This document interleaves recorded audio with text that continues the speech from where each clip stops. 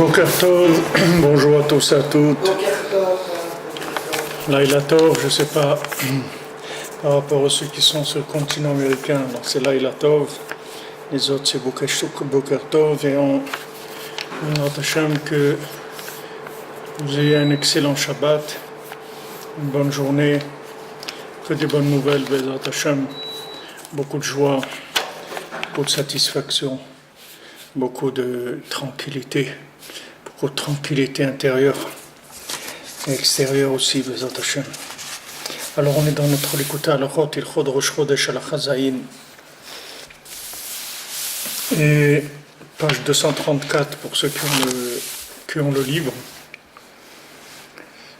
Et donc on était arrivé la semaine dernière, on avait parlé des 3 livres qui sont ouverts à Rosh Hashanah. Il y a 3 livres qui sont ouverts à Rosh Hashanah. On avait parlé que le principal de la tchouva, c'est de faire tchouva sur la emunat rachamim, c'est-à-dire sur la confiance qu'on a dans les sages. Cette confiance, elle se traduit par l'importance qu'on va attacher à leurs paroles.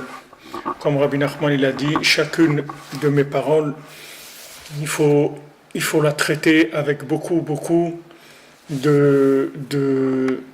d'importance. C'est-à-dire qu'il n'y a pas un mot que Rabbeinu dit dans l'écouté Moharan ou dans Sipurim Maasiyot qui a pas, comme on dit, qui vaut pas son pesant d'or. C'est-à-dire chaque mot, il est très très lourd de sens. Maintenant, plus on donnera à ce mot-là de l'importance, et plus ce mot il manifestera à nous, c'est-à-dire qu'il nous donnera de l'énergie.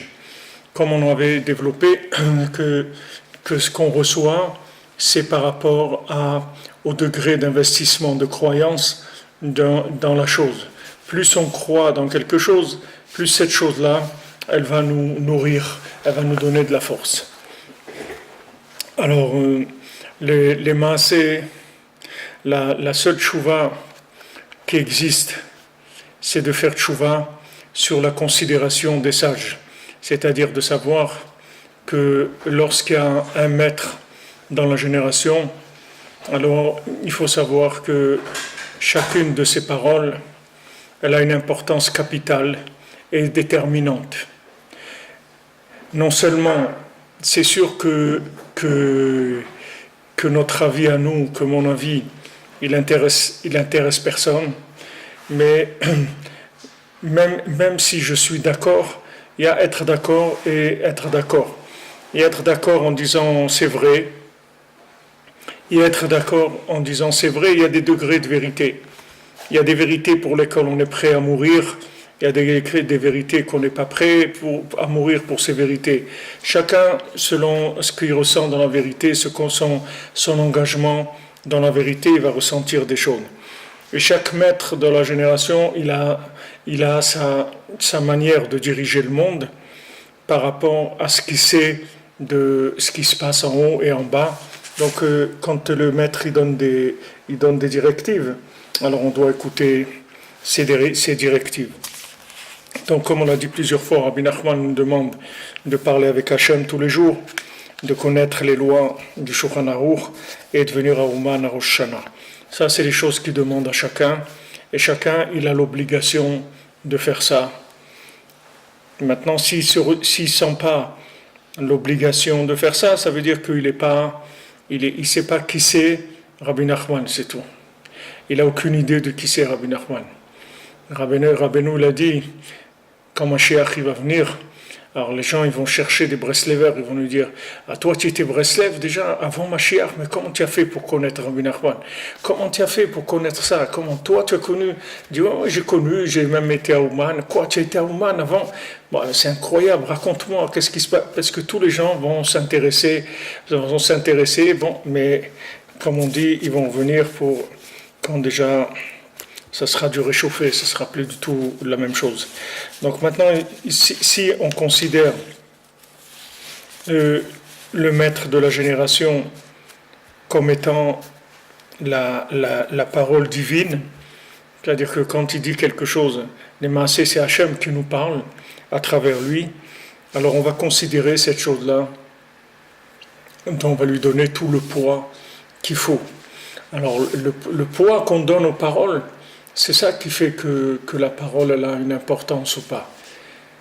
Si vous rentrez si vous rentrez chez par exemple une station-service, alors le pompiste il va vous dire quelque chose.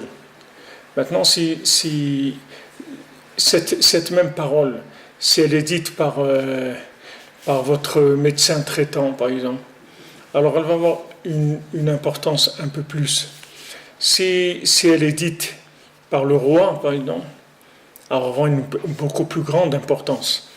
Maintenant, cette parole-là, elle aura l'effet de comment vous allez la considérer, c'est tout. La parole elle-même, elle est infinie. La parole, elle n'a pas de problème. La parole, elle peut vous changer, elle peut agir sur vous, elle peut tout faire. Tout dépend de l'accréditif que vous donnez à la parole, c'est tout. Est-ce que maintenant, quand Rabbi Nachman y parle, c'est Kodesh Kodashim, ou bien non, c'est un Rav qui a dit ça, il s'appelle Rabbi Nachman. C'est un grand Rav, il s'appelle Rabbi Nachman. Très grand. Il est grand comment? Il est très grand. Il me dit, c'est grand comment? Quand on lui a dit à Rabbi Nachman le Baal Shem Tov, Rabbi Nachman a dit le jour de ma bar mitzvah, j'étais déjà plus avancé que le Baal Shem Tov.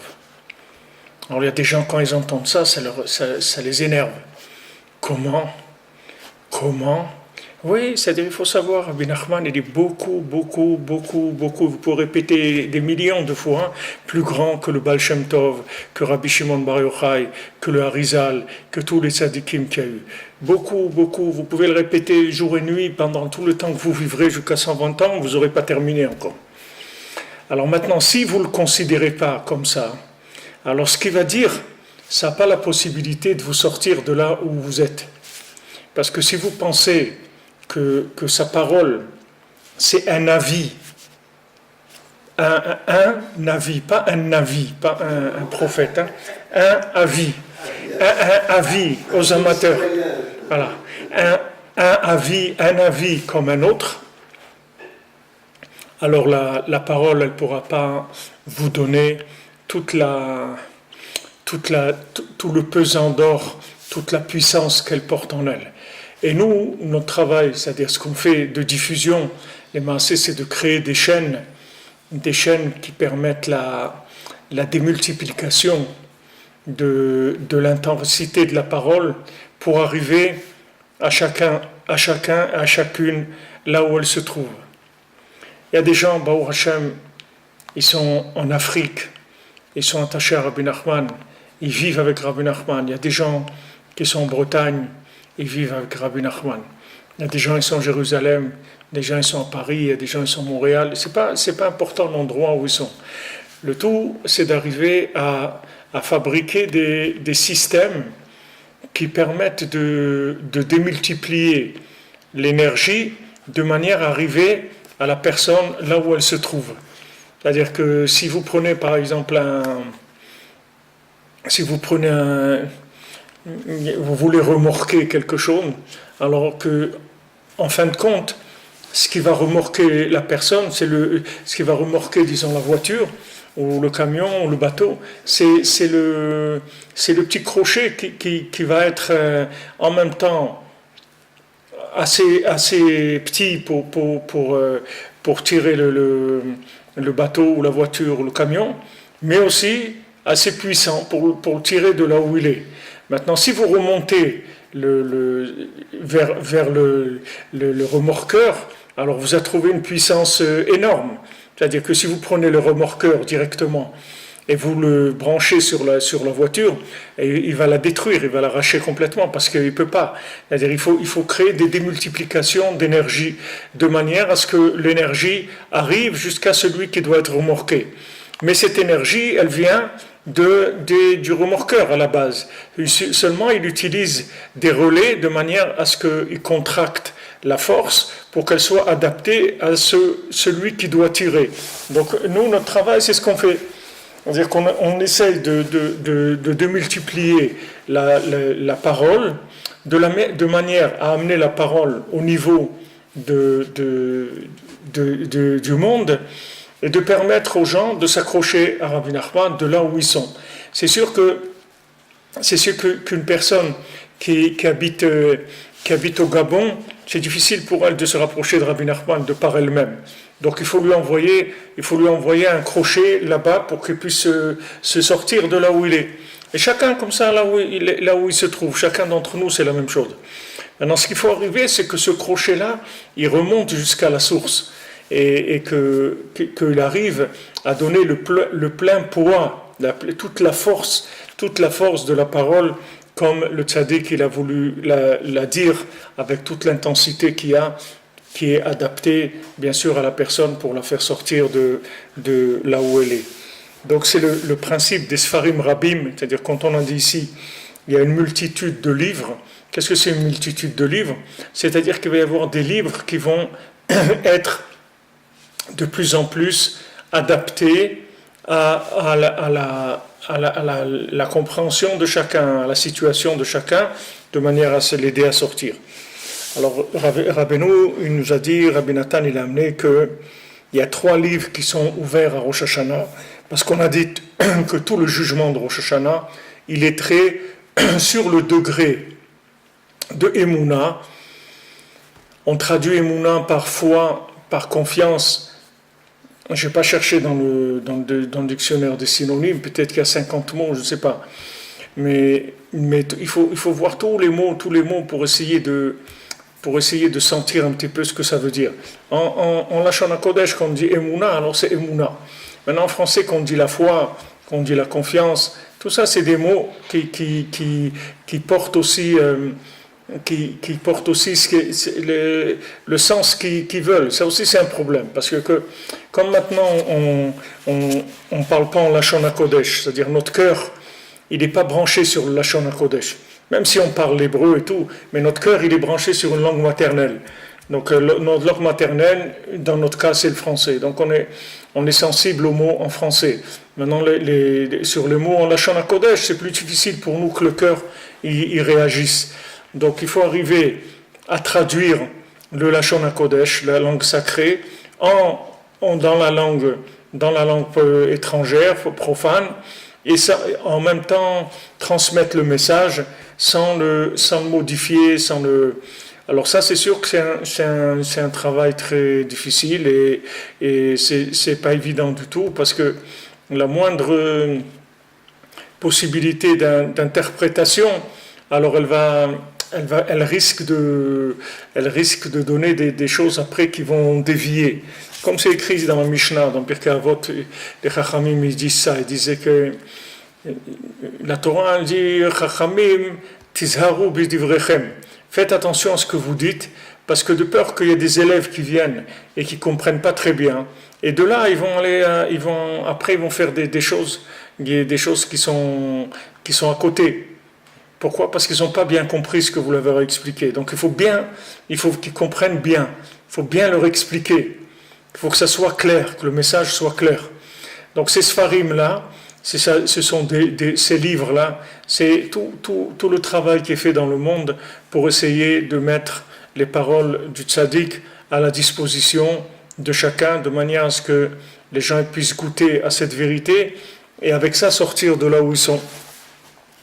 Alors il y a 3 livres qui sont écrits à Rosh Hashanah. כי הדין והמשפט היא כפי מה שכל אחד שב בתשובה על אמונת חכמים שעל ידי זה נתרבים הספרים. Donc maintenant tout le din, tout le jugement, toute la condamnation qu'il peut y avoir au Rosh Hashanah, c'est uniquement par rapport à comment tu as considéré les livres. Comment tu as considéré Rabbi Nachman, comment tu as considéré ces livres. Comme j'ai entendu déjà à Breslev, on dit qu'un Breslever, quand il arrive après 120 ans, alors il a un jugement plus difficile que les autres, parce qu'on lui dit, toi tu connaissais Rabbi Nachman? Il dit oui. Il dit, pourquoi tu n'as pas écouté ce qu'il t'a dit? Pourquoi tu n'as pas fait ce qu'il t'a dit de faire? Celui qui n'a pas connu, il n'a pas connu.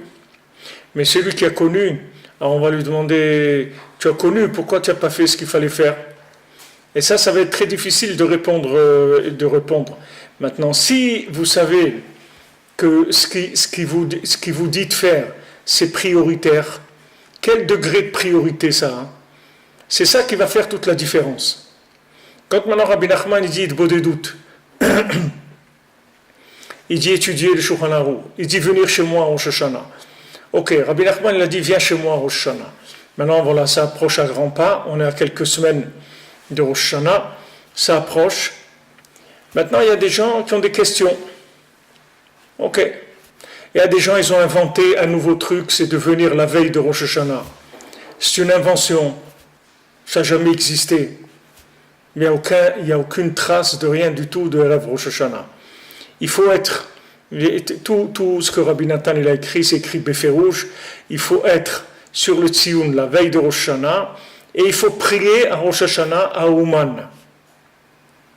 Dans n'importe quel minyan, dans Ouman, il faut prier à Rosh Hashanah. Ça, c'est ce qui est écrit. D'accord? C'est comme ça qu'on a transmis. On n'a jamais vu à l'époque de Rabbi Nathan qu'il y a des élèves qui sont venus la veille de Rosh Hashanah et qui sont rentrés chez eux pour Rosh Hashanah. Ça n'a jamais existé.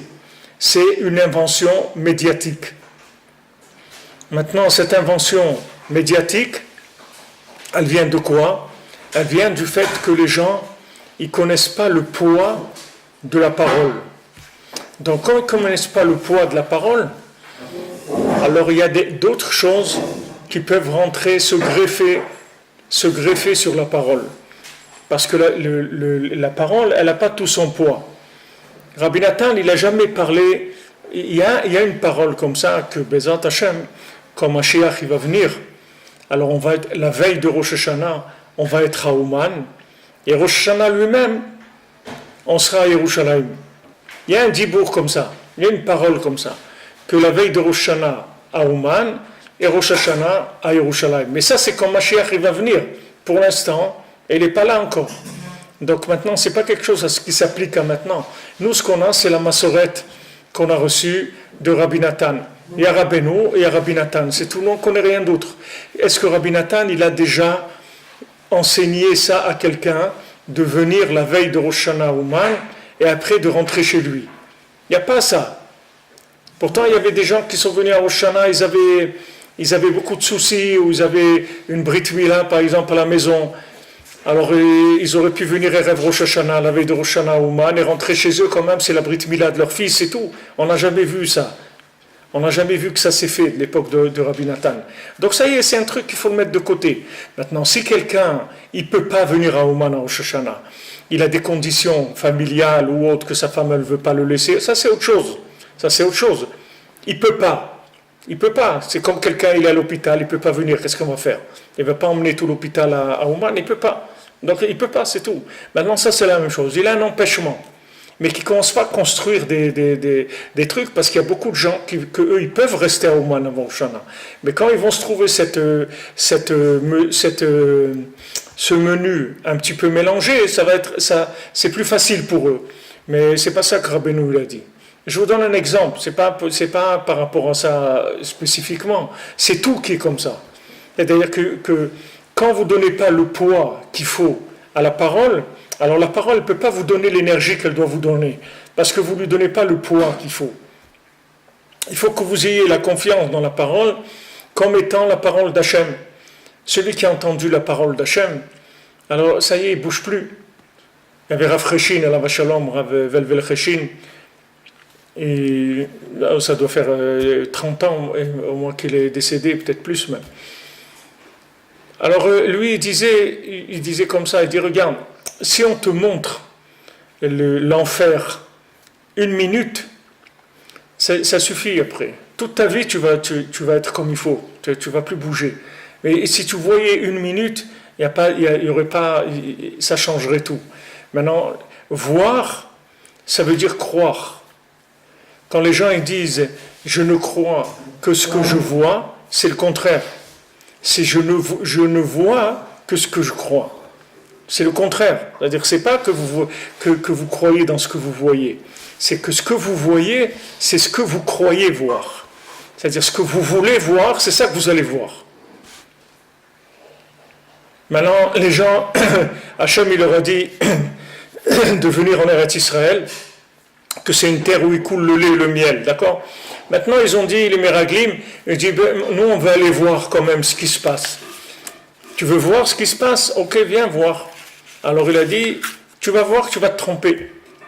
Tu vas voir que tu vas voir tout à l'envers. Pourquoi? Parce que tu es venu avec l'esprit, comme on dit, de critique. Il y a l'esprit critique et il y a l'esprit de critique. Il y a des gens, tout ce qu'ils voient, il faut qu'ils critiquent, c'est comme ça. Il faut qu'ils discutent sur tout. Pourquoi ça, et pourquoi ça, et pourquoi pas ça, et pourquoi pas ci. Nous, on n'en est pas là. Nous, on sait déjà qu'on est malade, on est déjà rentré à l'hôpital, on est déjà dans les soins. On n'est plus dans pourquoi. On est rentré déjà dans le comment et on essaye de faire en sorte de s'en sortir. Donc maintenant, sachez que ce que vous allez voir chez Rabbi Nachman, c'est ce que vous croyez qu'il est. Plus vous mettrez du poids sur la parole, et plus vous verrez des choses extraordinaires. Plus vous allez vous avoir la foi dans Hachem, dans sa présence, plus vous allez le voir dans votre vie. C'est comme ça que le monde y fonctionne. Donc maintenant, quand on fait tchouva, à Rosh Hashanah, notre jugement, il est sur quoi? Sur le degré d'engagement dans la foi, par rapport aux éléments. C'est tout. C'est pas par rapport à ce qu'on a fait, parce que ce qu'on a fait ou ce qu'on n'a pas fait, c'est uniquement par rapport à la foi qu'on a dans la chose. Comme on dit que celui qui a été chaudé, alors il craint l'eau tiède. Pourquoi? Parce qu'il a été chaudé. Donc maintenant il craint l'eau tiède. Mais celui qui n'a pas été chaudé, il ne craint pas l'eau tiède. Donc maintenant la personne, sa façon de réagir par rapport aux éléments, c'est le degré d'engagement qu'il a par rapport aux choses. Donc à Rosh Hashanah, on ne juge que sur la Emouna. C'est sur ça qu'on est jugé, c'est tout. On n'est pas jugé sur autre chose. On n'est pas jugé sur nos actes. Parce que les actes, ils sont une conséquence de la Emouna. Si quelqu'un, il avait la Emouna, que Hachem, il est à côté de lui, que Rabbi Nachman est dans le côté moral, alors c'est sûr qu'il prierait différemment. C'est sûr qu'il prierait différemment. S'il savait que Hachem, il est devant lui, la Shrina, elle est là devant lui quand il prie, alors c'est sûr que sa prière, ça va être autre chose. Seulement, son degré d'Emouna, il est très faible. C'est-à-dire il arrive juste à faire la prière, c'est tout. Mais à se représenter Hachem devant lui, à savoir que Hachem, il est là, mamash, il attend chaque mot de sa prière, ça, il est loin de ça. Il est loin de cette considération-là. Alors c'est pour ça qu'il prie comme il prie, parce qu'il n'a pas la Emouna. Et d'un autre côté, on ne peut pas provoquer cette émouna avec des électrochocs. Une fois dans une synagogue, les gens y parlaient pendant la prière et tout. Alors le comité se sont réunis. Ils ont dit on va faire quelque chose parce qu'on ne peut pas continuer comme ça. Les gens y parlent pendant la prière et tout. C'est quelque chose qui est inadmissible. Donc on va faire quelque chose. On va prendre un mort et on va l'accrocher au plafond. On va prendre donc un mort, on l'accroche au plafond, au milieu de la synagogue, et comme ça, quand les gens ils vont rentrer, ils vont voir ce mort-là qui est pendu au plafond de la synagogue, ça y est, ils vont plus rigoler du tout. Ils vont plus rigoler du tout. Alors, ils ont fait cette proposition-là pour essayer de créer un peu d'émulation, quelque chose qui se passe. Alors là-bas, il y avait un homme un petit peu intelligent. Il a dit, si vous faites ça, non seulement ils vont continuer à parler, mais ils vont jouer à la balançoire avec le mort. Ils vont le balancer d'un côté à l'autre de la synagogue. Ils vont le pousser, l'autre il va le pousser. Non seulement ils vont parler, mais ils vont jouer aussi avec le mort. Pourquoi il leur a dit ça? Parce que il n'y a pas de preuve. Vous ne pouvez pas choquer quelqu'un vous ne pouvez pas faire croire à quelqu'un en lui faisant des chocs. Rabbeinu dit que la Emouna, elle ne vient pas avec les miracles. Même si tu vois des miracles, ça va te créer un moment où tu vas être sous les électrochocs. Mais après, tu ne vas pas vivre avec des électrochocs toute ta vie. Sinon, tu ne vas pas vivre longtemps. Si on doit te mettre tous les matins, quand tu te lèves, on doit te faire une dose d'électrochoc dans la tête, et tu vas finir comme un zombie. Donc tu ne peux pas vivre avec des électrochocs. Tu ne peux pas vivre avec des miracles tout le temps. Tu vois des miracles tout le temps, que c'est ces miracles-là qui te tiennent dans la foi. Ça ne fait pas de la foi. La foi, c'est sans miracle. Il n'y a pas besoin de miracle. Le miracle, c'est que je me suis levé ce matin, Baruch Hashem, c'est ça un miracle. C'est que j'arrive à manger, que j'arrive à marcher, ça c'est des miracles. Mais ça on ne peut pas dire que c'est un miracle, tout le monde a la même chose, mais tout le monde a les mêmes miracles. Tout dépend de la foi de la personne. Donc ce qu'il faut déclencher dans la personne, c'est sa foi. C'est pas lui faire des démonstrations de la foi. Il n'y a aucune démonstration à faire. Si la personne elle croit, elle va voir des choses. Et là, cette personne ne croit pas, elle verra moins de choses, ou elle verra rien du tout. Et même dans l'Olama Emet, c'est comme ça. Même dans le monde futur, il y a un qui est assis à côté de l'autre, et un il voit des choses, et l'autre il ne voit pas des choses. Comme c'est écrit, Tzadikim Yoshvim, Ve'atrotem Beroshem. Les tzadikim dans le monde futur, ils sont assis, et leur couronne, elle est dans leur tête. Ça veut dire que chacun, selon ce qu'il avait comme couronne, c'est-à-dire comme vision, qui étaient des visions qui étaient autour, c'est-à-dire qu'il n'avait pas vraiment compris. Maintenant, ce qu'il n'avait pas vraiment compris, il va le comprendre. Ce qui était chez lui juste une approche, maintenant il va comprendre quand il va être dans l'autre monde. Mais celui qui n'avait pas d'approche de ça, que ça n'a jamais existé dans sa vie, dans l'autre monde, il ne va rien découvrir. Il n'y a pas de découverte dans l'autre monde. C'est une continuation, c'est tout. Il y a une continuité, mais il n'y a pas de découverte. Donc ici, c'est pareil. C'est-à-dire que si tu veux connaître, il faut croire. Et selon ce que tu vas croire, alors tu vas connaître, tu vas développer. Donc, à Rosh Hashanah, on demande pardon à Hachem, qu'on s'est révolté, qu'on a fait des choses pas bien. Et c'est quoi ce qu'on a fait de pas bien? C'est qu'on n'a pas eu confiance, c'est tout. C'est-à-dire on n'avait pas assez de foi. Le fait qu'on n'avait pas assez de foi, alors c'est ça qui a entraîné qu'on a fait des bêtises. Mais si on avait la foi qu'il fallait, on n'aurait pas fait ces bêtises-là. La foi, elle nous aurait empêchés. Il y a des gens qui vont faire des choses. Et ça ne les dérange pas. Il y a d'autres, ça les dérange, mais ils vont le faire quand même. Et il y a des gens, ça les dérange et ils ne vont pas le faire. Des gens, ils ne vont pas le faire. Quelqu'un m'a demandé cette semaine, il m'a dit voilà, on a reçu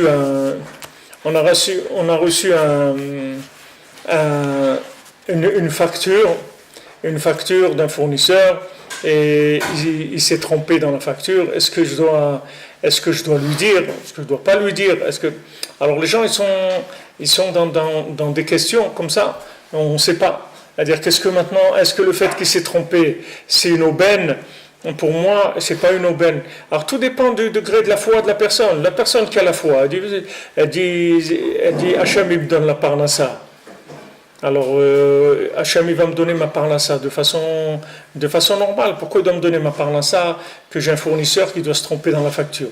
C'est pas un chemin de la parnassa normal. Voilà le chemin de ma parnassa. C'est quoi? C'est que voilà, je gagne ma vie normalement. Pourquoi j'ai besoin de quelque chose comme ça? Ça dépend du degré de la Emouna. Maintenant, il y en a un pour qui ça va être évident pour lui que c'est pas pour lui. Il va dire à Hachem, écoute, tu veux me donner par là ça, donne-moi. Mais c'est pas comme ça qu'on gagne sa vie. Et il y a un autre au contraire, il va voir ça comme un miracle, quelque chose d'extraordinaire, que Hachem il lui a envoyé une petite prime et il lui a envoyé comme ça. Voilà. Pour pas qu'il déprime, alors Hachem il lui a envoyé une petite prime comme ça, il lui dit voilà, sois content, je t'en fais un petit cadeau, regarde, le fournisseur il s'est trompé. Au contraire, lui va être content de ça. Tout dépend de l'engagement dans la foi de la personne. Celui qui chacun il a son degré de foi. Et dans la foi, il n'y a pas de limite. Il n'y a pas de limite. Quand Rabbi Nathan il était à Ouman à Rosh Hashanah, il disait ici à Rosh Hashanah, il y a Rabbeinu. Rabbeinu il est là, il est à Ouman à Rosh Hashanah, d'accord? Et si Rabbeinu il est là, alors les Avot ils sont là. Abraham, Yitzhak et Yaakov, ils sont là, et les sept bergers du Ham Israël, pas que les Havot, les 7 bergers du Ham Israël, ils sont à Ouman, à Rosh Hashanah.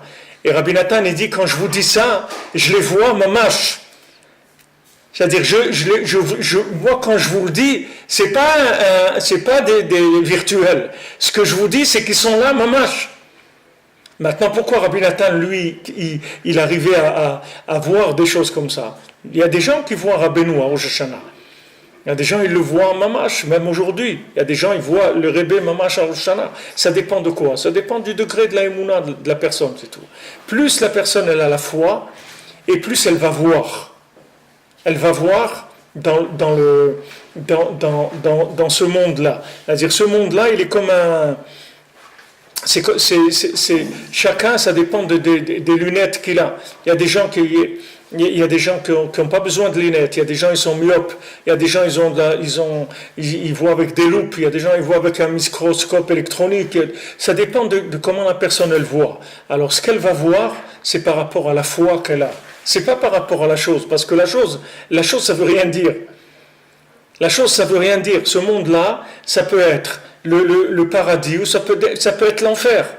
It's up to you. C'est vous qui décidez, c'est tout. Ici, il y a tout pour être heureux et il y a tout pour être le plus malheureux de la terre. Le plus malheureux, le pire de tout. Ce que vous voulez, choisissez ce que vous voulez, c'est tout. Mais venez pas dire Hachem il a fait ça. Hachem il a rien fait du tout. Hachem il a rien fait. Hachem il a fait quelque chose qui est de la matière première, c'est tout. Vas-y, crois ce que tu veux, c'est tout. Crois ce que tu veux, ce que tu crois, c'est ça qui va être. Il n'y aura pas autre chose. Donc c'est ça faire tchouva. C'est-à-dire que c'est ça le din de Rosh Hashanah. Le din de Rosh Hashanah, on va nous mesurer notre degré d'émouna. Pourquoi maintenant tu n'as pas eu assez d'émouna? Pourquoi tu n'as pas avancé dans la émouna? Pourquoi tu n'as pas avancé plus dans la émouna? Eretz Israël, et David Amelech dit Shron Eretz Ur e Emouna.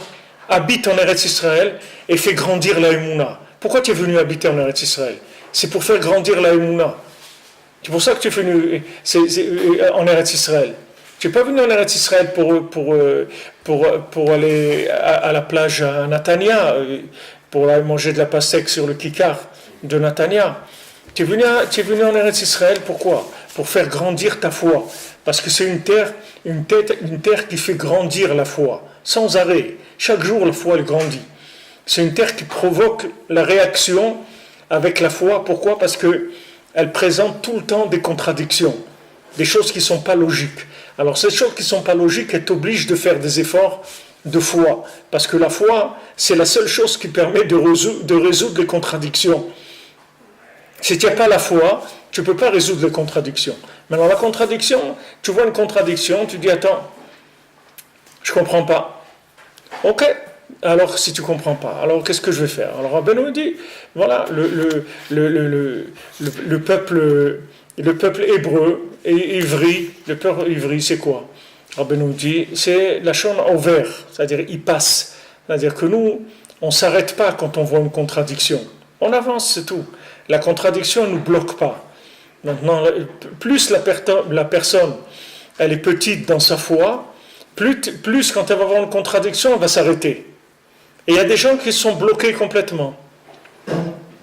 Il y a une dame qui m'a raconté, elle m'a dit heureusement que j'écoute les shiurim de Breslev et tout. Elle m'a dit parce qu'il y a tellement de gens qui m'ont parlé du mal sur la chassidoute et tout. Ils disent, les chassidim, ils m'ont dit n'allez pas chez les chassidim, c'est une secte, etc. Elle m'a dit j'étais même chez le boucher. Elle a un boucher cachère qui ouvre le Shabbat. Bon, je ne sais pas quel genre de boucher cachère c'est, mais en tout cas c'est un style. C'est un style comme ça. C'est un boucher qui ouvre le Shabbat. Ok. Alors, elle était chez le boucher et donc il lui a dit, vous savez, il faut pas les chassidim, tout ça, c'est les Breslev et tout, vous approchez pas de ça, c'est des sectes. Et il y avait un autre qui est rentré aussi, lui aussi le Shabbat dans la boucherie, et il lui a confirmé les dires du boucher. Heureusement qu'elle, elle a écouté, etc. Ça l'a débouché, ça a empêché que l'autre il lui fasse du. Mais Tout ça, ça vient de quoi? Ça vient du fait que les gens, ils n'ont pas d'émouna, ils n'ont pas la émouna, ils n'ont pas compris que le Baal Shem Tov, il est venu dans le monde pour sauver le Ham Israël. S'il n'y avait pas eu la chassidoute, il ne serait rien resté dans le monde. Comme il a dit Rav Gershon à la Yeshiva, il nous a dit une fois, il a dit, s'il n'y avait pas eu le Baal Shem Tov, il n'y aurait pas un seul juif avec une kippa dans le monde. Que ce soit au Maroc, ou que ce soit en Tunisie, ou que ce soit en Inde, ou que ce soit au Japon, ou que ce soit en Angleterre. Il n'y aurait pas un juif avec une kippa dans le monde. Si aujourd'hui il y a un juif avec une kippa, c'est parce qu'il y a eu le Baal Shem Tov. Sinon, il n'y aurait plus de judaïsme dans le monde. Donc tout ça c'est des notions de foi. C'est pas des notions, on ne peut pas amener des preuves sur papier. Maintenant, une fois que vous avez la foi, après ça va devenir des preuves pour vous. Et pour vous, parce que celui qui n'a pas le degré de foi que vous n'arriverez pas à le convaincre. Parce que vous vivez dans une telle foi que vous êtes convaincu. Comme quelqu'un qui habite en Israël, vous n'allez pas lui dire... tu sais, c'est super si tu viens habiter à New York ou si tu viens habiter à Chicago, là-bas c'est super, il y a un truc. Ça ne sert à rien de lui dire ça, parce que c'est quelque chose qu'il n'y a aucune comparaison, mais aucune comparaison pour celui qui est engagé, mais celui qui n'est pas engagé. Et pour lui, c'est encore, comme on dit, on peut en discuter encore, c'est un débat. Celui qui n'a pas vu, celui qui croit que Tel Aviv ou Yerushalayim ou Natania ou autre, ça peut ressembler à un pays, à un autre pays ou une autre ville dans le monde.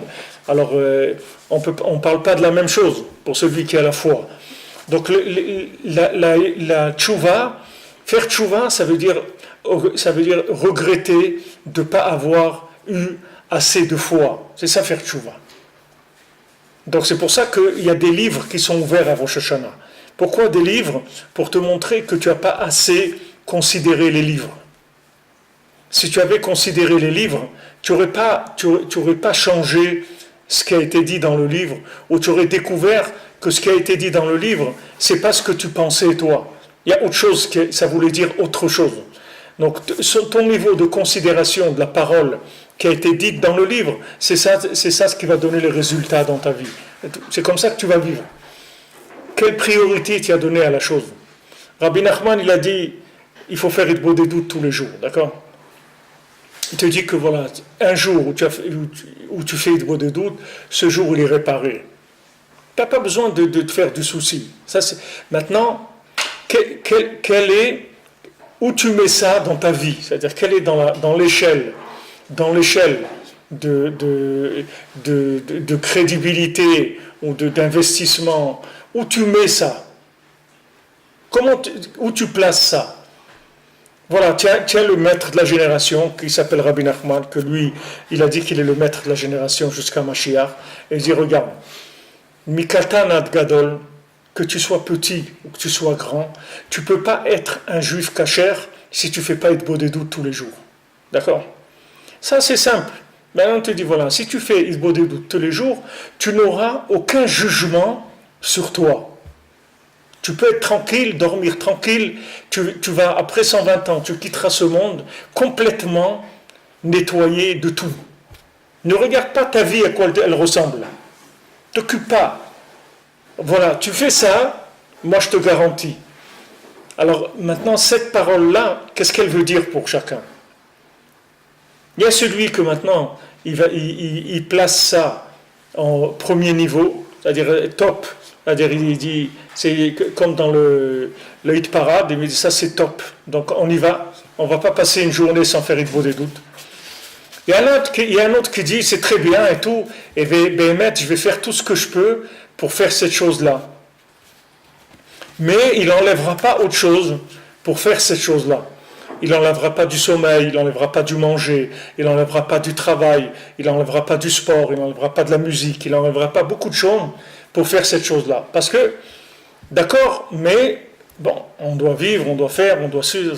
Mais il y a celui que non. Lui, il dit voilà, ça, c'est avant tout. Ça, on ne parle pas. Tant qu'on n'a pas fait ça, la journée, elle n'existe pas. Il n'y a pas de monde, il n'y a pas de vie, il n'y a rien. Puisque maintenant, je suis là pour quoi? Je suis là pour réparer mon âme, pour me réparer, pour découvrir Hachem. Voilà, j'ai une garantie de ça. Rosh Hashanah, c'est la même chose. Rabbi Nachman, il dit, voilà, tu viens chez moi au Rosh Hashanah, et moi, je te garantis que ton année, elle est super. Maintenant, il y a des gens qui sont venus à Rosh Hashanah, et leur année, elle était une catastrophe. Il y a des gens, l'année d'avant, ils ne sont pas venus, et ils ont une super année. Et ils sont venus à Ouman, ils ont une année catastrophique. Alors maintenant, c'est quoi ce qu'il a dit, Rabbi Nachman? Il a dit, c'est vrai ou c'est pas vrai? Voilà, j'ai été, avant, je n'allais pas à Ouman, c'était super. Maintenant, je vais à Ouman, chaque année, je ne sais pas qu'est-ce qui va me tomber sur la tête, parce que chaque année, je prends des coups. Alors, qu'est-ce que c'est, ce truc-là? C'est vrai ou c'est pas vrai? C'est lui qui a dit que c'est vrai, alors c'est vrai. Maintenant, si toi, tu es un Meragel, tu vis comme un Meragel, tu vis comme un explorateur, alors tu vas voir qu'Eretz Israël, c'est un pays de monstres. C'est des monstres en Israël. Tu vas voir que des géants, des trucs, des enterrements toute la journée. Tu vas voir un pays de monstres. Mais maintenant, Hachem, il te dit, voilà, c'est un pays où il coule le lait et le miel. Qui est-ce qui a raison? Ton reportage télévisé ou ce que Hachem il a dit? C'est ce que Hachem il a dit. Alors tu t'accroches à la parole d'Hachem. Et si maintenant ton reportage, c'est maintenant TF1 ou TF2 ou France Truc qui te présente Jérusalem comme demain matin, on ne sait pas comment ça va se jouer, mais on verra comment ça sera vécu.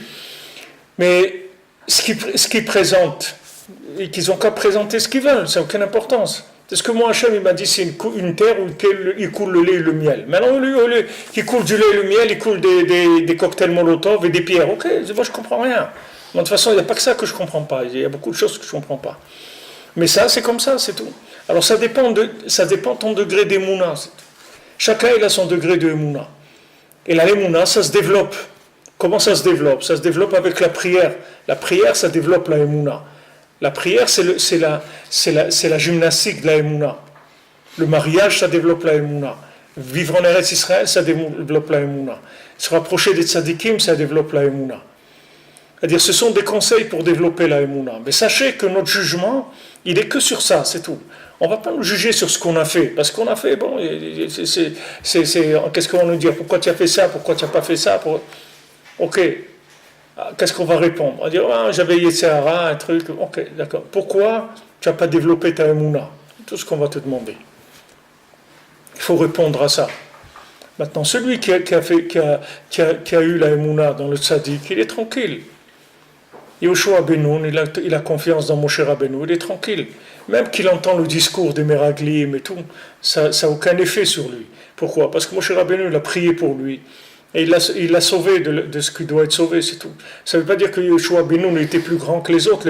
Tous les Meraglim, ils étaient beaucoup plus grands que Yehoshua Benoun. C'était des plus grands tzadikim et des plus grands érudits en Torah que lui. Ils étaient beaucoup, beaucoup plus grands que Yehoshua Benoun.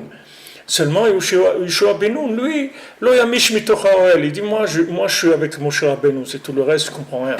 S'il me dit on va là-bas, s'il me dit on retourne en Égypte, s'il me dit on va au Pakistan, s'il me dit je ne sais rien, ce qu'il dit, moi je le suis, c'est tout, moi je ne sais pas. Alors maintenant, le fait que lui s'est engagé comme ça avec Moshe Rabbeinu, il a reçu la protection de Moshe Rabbeinu, c'est devenu son tuteur. Donc c'est lui qui le drivait. Maintenant, lui, il tombait dans le truc des Meraglim, mais il a dit non. Et non, c'est pas vrai. C'est pas vrai, on peut y aller, c'est super, Eretz Israël et tout. Uniquement par la émouna qu'il avait, c'est tout. C'était pas parce qu'il était intelligent, c'est parce qu'il avait de la émouna. Donc plus vous allez avoir de la émouna, et plus la vérité absolue va se révéler à vous. Et c'est selon votre degré d'émouna. Quelqu'un qui a de la... Quelqu'un il passe, il brûle un feu. Maintenant il voit qu'il n'y a pas de policiers, etc. Il brûle un feu. Parce qu'il dit il n'y a pas de policiers. Maintenant il y a des caméras. Elles sont cachées. Donc quelqu'un il a peur maintenant. Il ne va pas brûler un feu parce il sait qu'on peut le voir. Donc tout ça, ça dépend de comment la personne elle considère ça.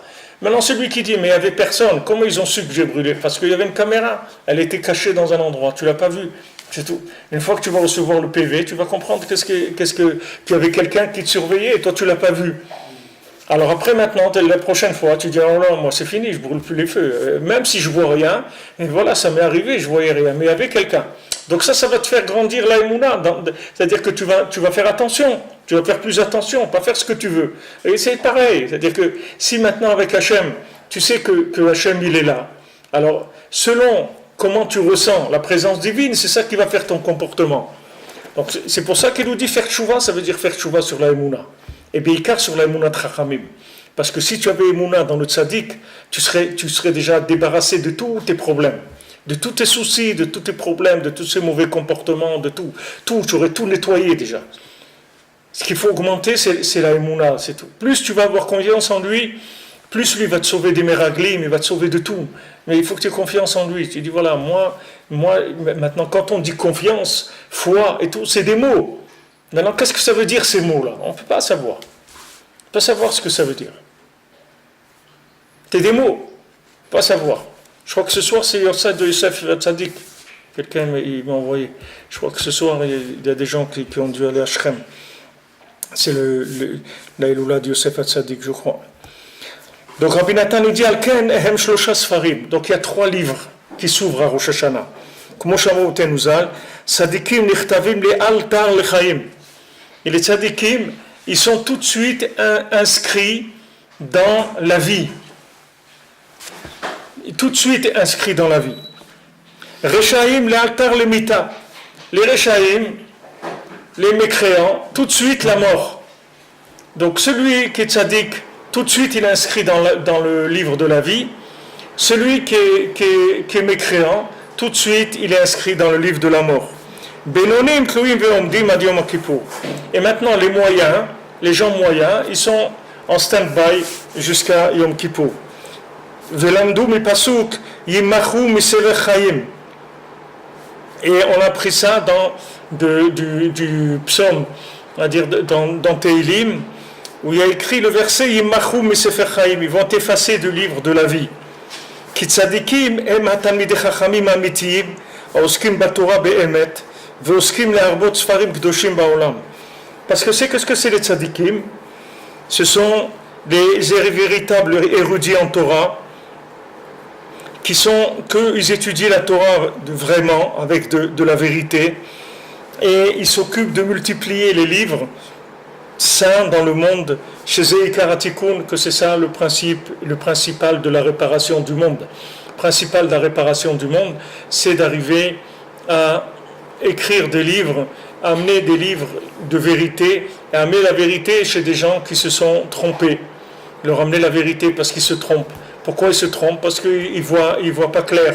Pourquoi ils ne voient pas clair? Parce qu'il n'y a pas eu une explication qui était suffisante pour leur ouvrir les yeux.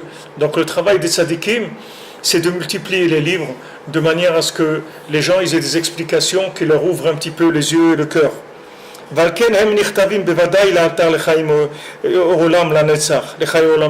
Donc c'est sûr que ces tzadikim, tout de suite, ils sont inscrits dans les livres de la vie et dans la vie éternelle et pour l'éternité, etc. Il n'y a pas de problème, puisque eux leur travail c'est de diffuser la parole d'Hachem sous tous les angles possibles, de manière à ce que tous les gens puissent se découvrir la vérité.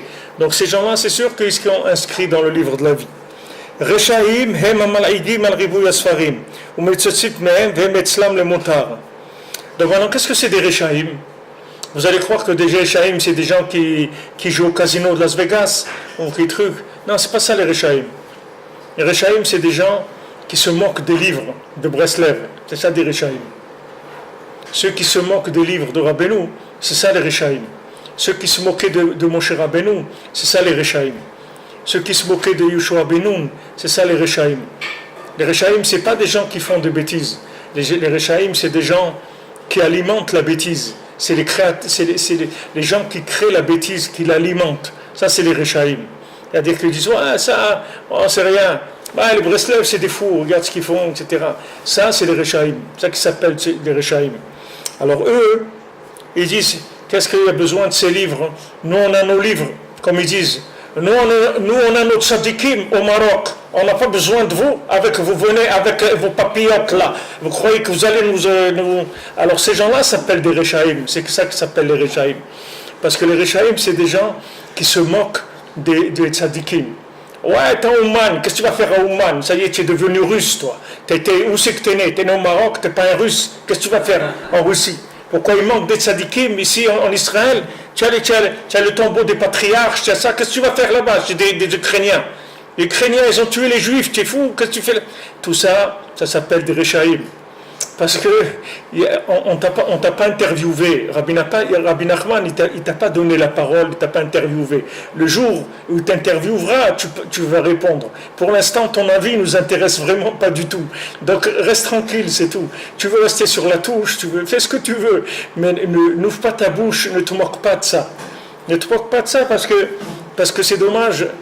C'est-à-dire le traitement que tu vas recevoir parce que tu t'es moqué de ça et il est pas agréable du tout. Comme le dit Rabbi Nathan, Vehem et Slam les montards, ces choses-là, c'est entre eux pour eux. Et dit, qu'est-ce que c'est ces nouvelles choses que vous nous amenez? Nous, on n'a pas l'habitude de ça. Rosh Hashanah, elle est en Ukraine, mais nous, Rosh Hashanah, on est avec la famille, on passe le seder de Rosh Hashanah, la loubia, les trucs, je sais pas, c'est Rosh Hashanah quand même, on mange la grenade, on est en famille. Maintenant, s'il faut aller travailler en Inde pour gagner quelques milliers de dollars, ça, il n'y a pas de problème, il va aller. Mais pour aller à Rosh Hashanah Ouman, ça c'est, il y a la loubia, il y a tout qui sort, parce que ça c'est un problème. Ça, c'est un problème. Donc ça, c'est des gens qui se moquent. Ils se moquent des paroles des tzadikim. Hemni donim les altar les mita. Ces gens, ils sont tout de suite jugés, condamnation à mort. Tout de suite, ils sont condamnés à mort. Ça veut dire condamnés à mort. C'est pas qu'on va les pendre à tous. On va pas les pendre, mais eux-mêmes, ils vont se pendre. C'est-à-dire eux-mêmes, comme on dit, ils vont aller se faire pendre. C'est-à-dire qu'eux-mêmes, ils vont être déconnectés de la vie, ils vont être déconnectés de la Torah, ils vont être déconnectés d'Hachem. Qu'est-ce qui va rester d'eux? Un musée. Les synagogues, ça va devenir des musées. Au lieu que ce soit des centres de vie, ça va devenir des musées. Des gens qui viennent, des gens qui viennent, ils répètent la même chose, sans aucune vitalité, sans rien, uniquement qu'ils répètent quelque chose qui est devenu une tradition, etc. Alors eux, ils ont fait de la synagogue, ils en ont fait un musée. Mais les jeunes, ils vont venir, eux, le musée, ça leur fait rien. Eux, ils vont s'amuser. Et c'est pas le musée. Ils vont aller s'amuser parce que ça leur parle pas.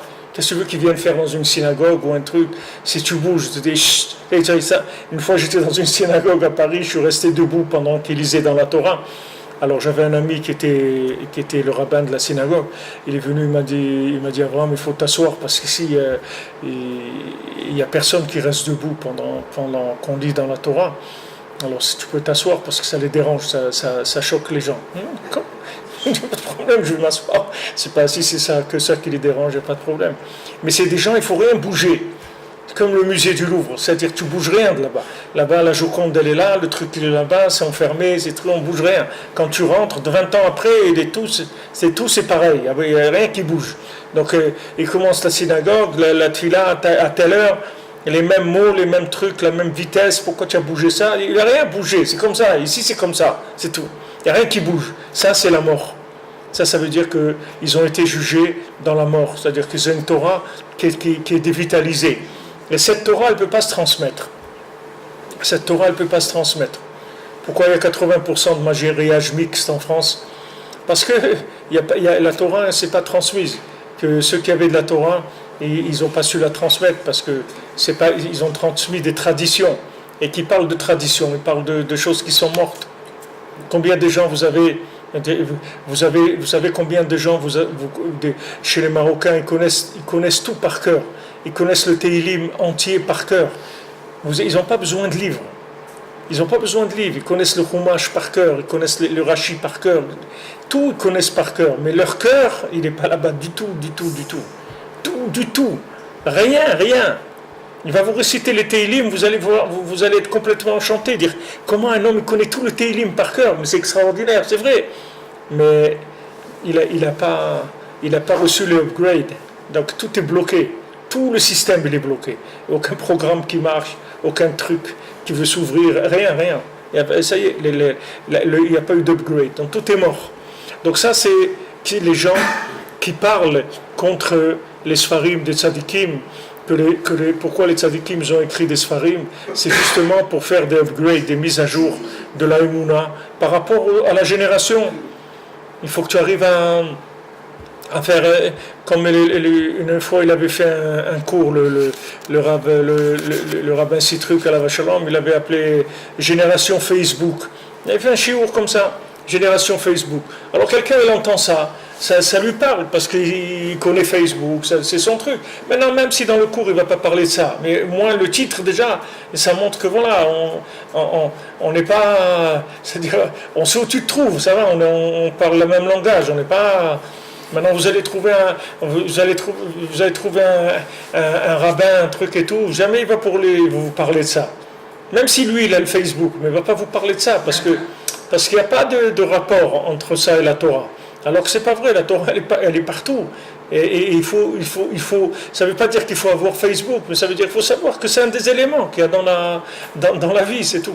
Il faut considérer qu'il y a des gens qui sont là-dessus et qu'il y a une jeunesse entière qui vit là-dedans.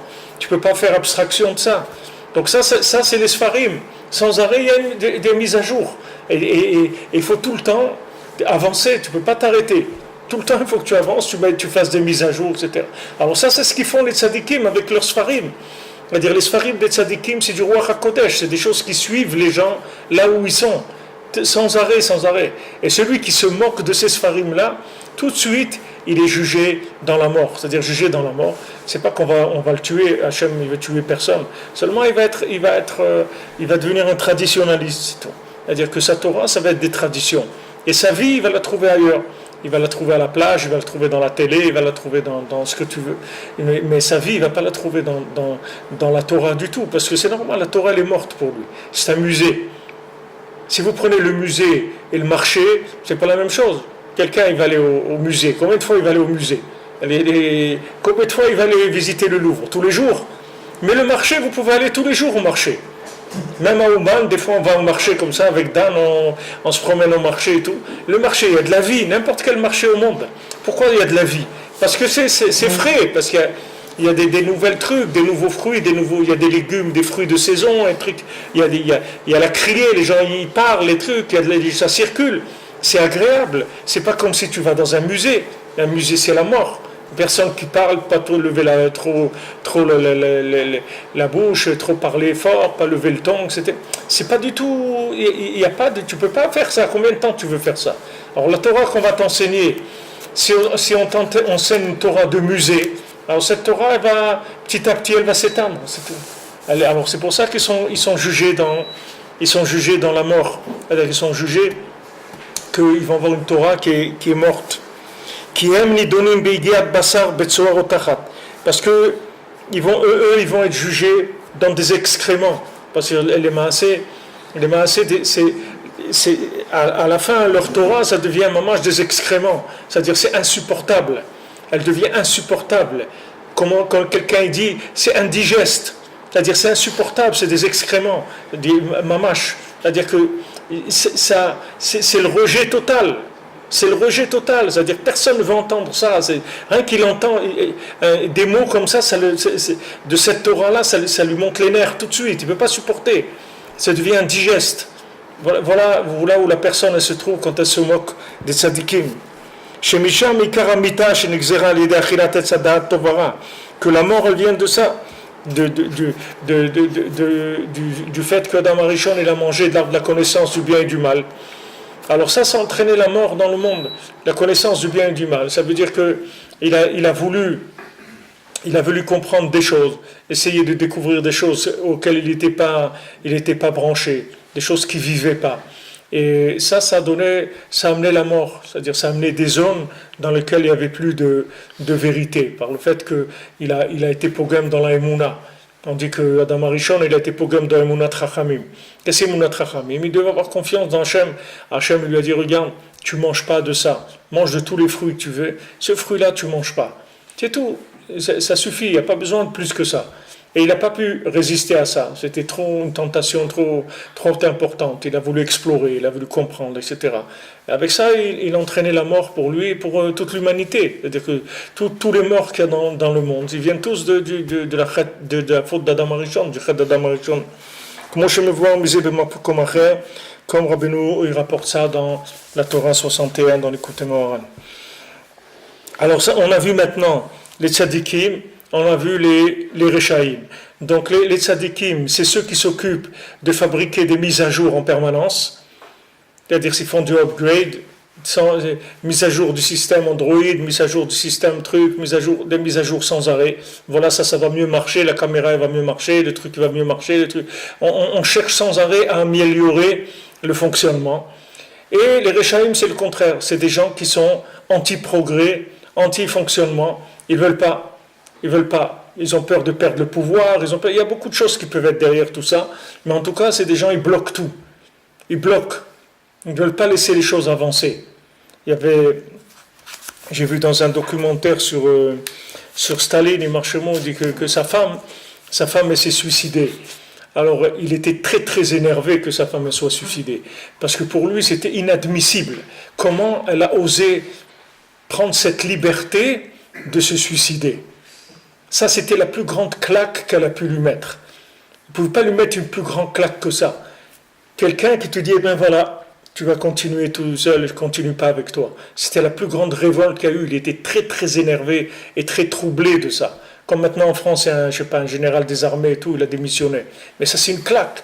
C'est-à-dire que, ça veut dire, voilà, ne crois pas que tu es le patron. Voilà. Il démissionne, c'est tout. Allez, vas-y, va te faire voir ailleurs, c'est tout. C'est comme ça. Ne marche plus dans ton truc. Alors ça déstabilise ça déstabilise les pouvoirs les pouvoirs qui sont forts, les pouvoirs avec comme on dit, une main forte. Ça déstabilise. Rabbi Nachman, il est venu, il a déstabilisé tous les rabbinim, tous il les a déstabilisés. Il a dit voilà, la chassidoute c'est magnifique, mais le dernier rabbi du monde c'est moi, il n'y en aura plus après moi. Alors ça a été une explosion, c'est-à-dire que depuis le Baal Shem Tov, on avait le rabbi, l'ancien rabbi, l'ancien de l'ancien, et l'ancien de l'ancien, et l'ancien de l'ancien, de l'ancien, de l'ancien, de l'ancien. Rabbi Nachman dit, il n'y a pas d'ancien, il n'y a pas de truc, il n'y a rien. Il y a moi, avant, pendant et après, c'est tout, il n'y aura personne. Alors ça, c'était explosif dans le monde de la chassidoute. Alors ça, ils étaient très très énervés. Jusqu'à aujourd'hui, les chassidim, ils sont très énervés. Et d'ailleurs, comment ils appellent les Breslev? Ils disent les chassidim morts. Ils les appellent pourquoi? Parce qu'ils ont un rabbi qui est mort. Alors qu'il ne sait pas que son rabbi, son gros rabbi là, qui a un gros ventre et tout, c'est lui qui est mort. C'est pas Rabbi Nachman. Rabbi Nachman, il est vivant. Mais son gros rabbi qui monte et qui danse comme ça et qui truc, c'est lui qui est mort. Parce que lui, il sait pourquoi il est mort, parce qu'il ne peut rien faire pour lui. Il ne peut pas l'aider du tout. Parce que sa Torah, lui, elle est larguée depuis très très longtemps. Ça fait très très longtemps que sa Torah, elle est larguée. Que sa Torah, elle ne parle plus à personne. C'est terminé, c'est des systèmes qui sont en voie de disparition totale. C'est quelque chose qui ne va pas durer. Il continue parce qu'il y a encore un petit peu d'énergie qui est restée. Il reste un peu au fond de la batterie. Il reste encore un petit quelque chose. Mais après, vous allez voir, toutes les batteries elles vont s'éteindre. Parce que c'est comme ça. Quand Moshe Rabbeinu il vient, tu ne peux pas dire je vais faire ça. Il n'y a pas de je vais faire. Tu ne vas rien faire du tout. Ou tu suis Moshe Rabbeinu, ou tu restes en Égypte, c'est tout. Il n'y a pas d'autre option. Quand Hachem il envoie Moshe Rabbeinu, c'est pour sortir d'Égypte et c'est la seule option possible. Il n'y en a pas d'autre. 80% ils sont morts en Égypte parce qu'ils n'ont pas suivi, c'est tout. Donc il ne faut pas regarder les mouvements de masse, il faut regarder là où c'est vrai, là où ça se renouvelle, là où ça me parle. Moi c'est ça qui me parle, c'est tout. Maintenant les autres ils disent ce qu'ils veulent. Rabbi Nachman est venu la révolutionner. Il a révolutionné, il continue, même aujourd'hui. Même que ça fait 2 siècles, mais les gens ils n'ont pas digéré encore ce qu'il a dit Rabbi Nachman. Ils n'ont pas avalé encore ce que Rabbi Nachman il a dit. Il a tout balayé. Il a dit voilà, maintenant on va amener un chemin nouveau. On va commencer à parler avec Hachem et tout. C'est pas nouveau dans la façon de faire, mais je vais renouveler les éléments qui sont les plus importants maintenant. Et Rabbi Nachman te dit voilà, parle avec Hachem, c'est tout. Écoute-moi, parle avec Hachem. Mon cher Rabbeinu, il te dit voilà, à minuit on va sortir. Ok? Pourquoi on ne sort pas le matin? Pourquoi on ne sort pas l'après-midi? On ne sait pas. Il est dit à minuit on sort, c'est tout. On ne sait pas pourquoi. Il n'y a pas besoin de savoir pourquoi. C'est du moment où Baruch Hashem, il y a un maître qui nous donne des directives. Il n'y a qu'à suivre, c'est tout. On n'a pas besoin de comprendre. Ce n'est pas important de comprendre. Ce qui est important, c'est d'y croire et de le faire. Alors Rabbi Nachman il est venu révolutionner le monde. Ça, c'est les tzadikim. Et les autres, les rechaïm, c'est tous les gens qui sont les anti-progrès, c'est tout. Des gens soit anti-progrès parce que c'est fatigant de changer, soit maintenant des gens qui ont peur de perdre leur pouvoir. Alors ils sont contre le changement. Parce qu'ils disent ce changement-là, il va nous déstabiliser dans nos assises, etc. On ne veut pas. Que ça soit comme ça ou comme ça, que pour toutes les raisons du monde, les gens ils vont rester là où ils sont et ça va entraîner un vieillissement et ça va entraîner la mort. Donc là, c'est les deux côtés. Un et l'autre, les deux, ils sont clairs. Maintenant, on a les bénonymes, les gens qui sont au milieu. Ça, c'est des gens, ils ont commencé à faire tchouva sur le problème de la émouna dans les chachamim, dans les tzadikim. Mais ils n'ont pas encore fait tchouva complètement. C'est-à-dire, ils sont sur le chemin. Ils sont sur le chemin de la tchouva. C'est-à-dire, ils sont sur le chemin de la émouna dans les tzadiks. Mais ils ne sont pas encore arrivés à ce que la chose elle soit d'une telle évidence qu'ils ne puissent plus vivre sans ça. Quand est-ce que la chose, la émouna, elle est parfaite, c'est quand on dit Yefchar bli, c'est-à-dire que sans ça, on ne peut plus. C'est-à-dire, s'il n'y a pas ça, je ne peux rien faire. C'est-à-dire, ça, c'est ma vie. Sans ça, il n'y a rien. Tant que tu n'es pas arrivé à ça, alors ça veut dire que tu es sur le chemin. Tu t'approches. Tu es en train de t'approcher. Ça, c'est les bénonymes. C'est les gens qui sont moyens dans la émouna. C'est la majorité aujourd'hui du clan Israël. C'est la majorité, ouais, elle va que ce soit la majorité du clan Israël qui sont bénonymes, qui sont dans le... Qui viennent, combien de gens viennent à Ouman, etc. Ils viennent chez Rabbi Nachman, ils disent c'est un grand tzaddik, etc. Mais c'est pas le tzaddik. Le tzaddik. Ils n'ont pas cette notion-là. Ils ont une notion que c'est un grand tzaddik, peut-être un très grand tzaddik. Il y a beaucoup de gens, ils ont eu des yeshuot, ils sont mariés, ils ont eu de la parnassa, de la refoua, des enfants, des trucs et tout. Mais le tzaddik, c'est autre chose. C'est-à-dire, quand ils ouvrent un livre de Rabbeinu, ils ouvrent le livre, comme ils ouvrent un autre livre d'un autre tzaddik. Mais ils n'ouvrent pas le porte-parole en direct des mondes supérieurs. C'est pas comme ça qu'ils ouvrent le livre. Donc, si tu n'ouvres pas le livre comme étant les paroles de quelqu'un qui est un porte-parole de ce qu'il est en train de voir en haut, alors tu ne peux pas te rendre compte de ce qu'il est en train de te dire. Si quelqu'un est en train d'être un porte-parole à la radio ou à la télé, il est en train de te dire ce qui est en train de se passer autour de toi. Et toi, tu crois qu'il est en train de raconter une histoire. Donc, tu ne vas pas faire les choses qu'il faut faire en conséquence de ce qu'il est en train de te dire. Parce que toi, tu ne crois pas que c'est de la réalité ce qu'il te dit. Tu crois qu'il est en train de raconter une histoire. Alors quand il te dit, voilà, le tsunami s'approche, il est à 300 mètres de toi, etc., tu dis, wow, c'est magnifique ce qu'il dit, c'est beau et tout. Et après, on n'entend plus rien. Pourquoi ? Parce que le tsunami, il est passé déjà. C'est-à-dire que maintenant, celui qui a cru, il est parti. Comme le tremblement de terre d'Agadir, le Rav leur avait dit, il faut partir, la ville va être détruite. Ils n'ont pas cru. Même la yeshiva, ils n'ont pas cru. Ils sont morts, tous ils sont morts dans la yeshiva. Ils n'ont pas cru. Mais le Rav, il est parti, il leur a dit, il y a une gzera sur la ville, et la ville va être détruite. Et les gens, ceux qui ont cru, ils sont sauvés, mais le Rav, ils n'ont pas cru, ils sont restés, ils sont morts. La Shoah, c'est pareil. Vous savez combien des rabbanim, ils ont dit qu'il allait avoir la Shoah et qui ont vu, il y a des gens, ils ont vu, même quand ils ont dit, voilà, il y a ça et ça, les gens, ils n'ont pas cru. Les gens, ils n'ont pas cru. Ils disent, voilà, j'ai vu, sachez qu'il y a des camps où ils sont en train de tuer les gens. Les gens ne croyaient pas. Ils n'ont pas cru. Et ceux qui ont cru, ils sont sauvés, c'est tout. Mais il n'y a pas beaucoup. La plupart des gens, ils n'ont pas cru. Ils n'ont pas cru que ça pouvait tellement se retourner. Tellement quelque chose d'inimaginable par rapport à la réalité. Inimaginable. Rabbi Nachman, il te dit, viens chez moi, Rosh Hashanah, ça y est, je répare tous tes gilgulim, toutes tes réincarnations, tout. Les gens, ils ne peuvent pas, c'est trop fort. C'est-à-dire, c'est quoi ça ? C'est quoi ce médicament-là? Il guérit toutes les maladies, trucs et tout, mais c'est quoi? C'est trop fort, c'est-à-dire ils n'arrivent pas à croire dans ça. Et comme ils n'arrivent pas à croire dans ça, alors les gens ils font pas ce qu'il y a à faire. Mais c'est uniquement parce qu'ils n'ont pas la émouna. Alors les Bénonim, bon Hachem, c'est des gens déjà, ils sont on the way, ils sont sur le chemin pour y aller. Mais tant qu'ils sont sur le chemin, ils sont aussi en danger, parce qu'il peut se passer des choses, des déviations, etc. Du fait que maintenant, comme je vous donnais l'exemple, ceux qui ont inventé le truc de venir à Ouman la veille de Rosh Hashanah et de repartir. C'est une invention médiatique, c'est une invention des Bénonim. Ça, c'est une invention des Bénonim. Ils te disent oui, allez à Rosh Hashanah et tout, mais la veille de Rosh Hashanah, puisque maintenant on dit que le Ikar, c'est de faire le Tikkun HaKlali, le vidouille, sur la tombe de Rabbi Nachman, la veille de Rosh Hashanah. Donc voilà, on va aller pour ça. Et après, on rentre à la maison pour Rosh Hashanah. Mais comme je vous l'ai dit, c'est pas vrai. Rabbi Nathan, il dit, il faut être à Rosh Hashanah et prier à Ouman à Rosh Hashanah.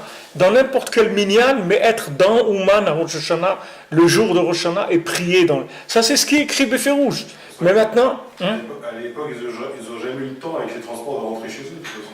Ils n'avaient pas le temps, mais même comme j'ai dit au début, on n'a jamais vu des élèves de Rabbi Nathan qui se sont permis ou qui ont bichlal pensé partir la veille de Rosh Hashanah. Non, il y a des gens qui habitaient pas loin, par exemple à Kriminchouk, le gars il avait le temps de rentrer chez lui. Si maintenant la veille de Rosh Hashanah il fait le Tikkun HaKlali et tout la nuit, à Chatzot, il fait son Tikkun HaKlali, il fait vidouille et tout, et voilà, après il part, il rentre chez lui, c'est tout, il a le temps d'arriver. Celui qui habitait à 50 km ou à 80 km, il avait le temps d'arriver. Mais on ne voit pas que quelqu'un il a fait ça à l'époque de Rabbi Nathan. Ça n'existait pas. C'est une invention de Bénonim. Ces Bénonim-là, ils sont dangereux par rapport à... Parce que comme eux, ils sont mi-figue, mi-raisin, alors c'est dangereux aussi par rapport à la transmission des choses comme elles doivent être. Donc ces Bénonim, il faut savoir qu'ils sont... c'est comme on dit, des pays en voie de développement, c'est tout. Mais ils ne sont pas arrivés encore. Ils sont sur le chemin. Donc on fait attention, parce que notre vision des choses, elle est mélangée un petit peu. C'est-à-dire elle est un petit peu diluée. Donc comme elle est un petit peu diluée, l'évidence, elle n'est pas très grande. Quand tu vois des gens, ça fait 15 ans qu'ils viennent à Ouman Rosh Hashanah, et maintenant ils décident, cette année, il ne vient pas. Où il était pendant 15 ans? Où il a été pendant 15 ans? Comment quelqu'un peut venir à Ouman Rosh Hashanah pendant 15 ans, après il ne vient pas? Ça veut dire que c'est un Benoni. Il venait toujours en Benoni. Il est resté Benoni.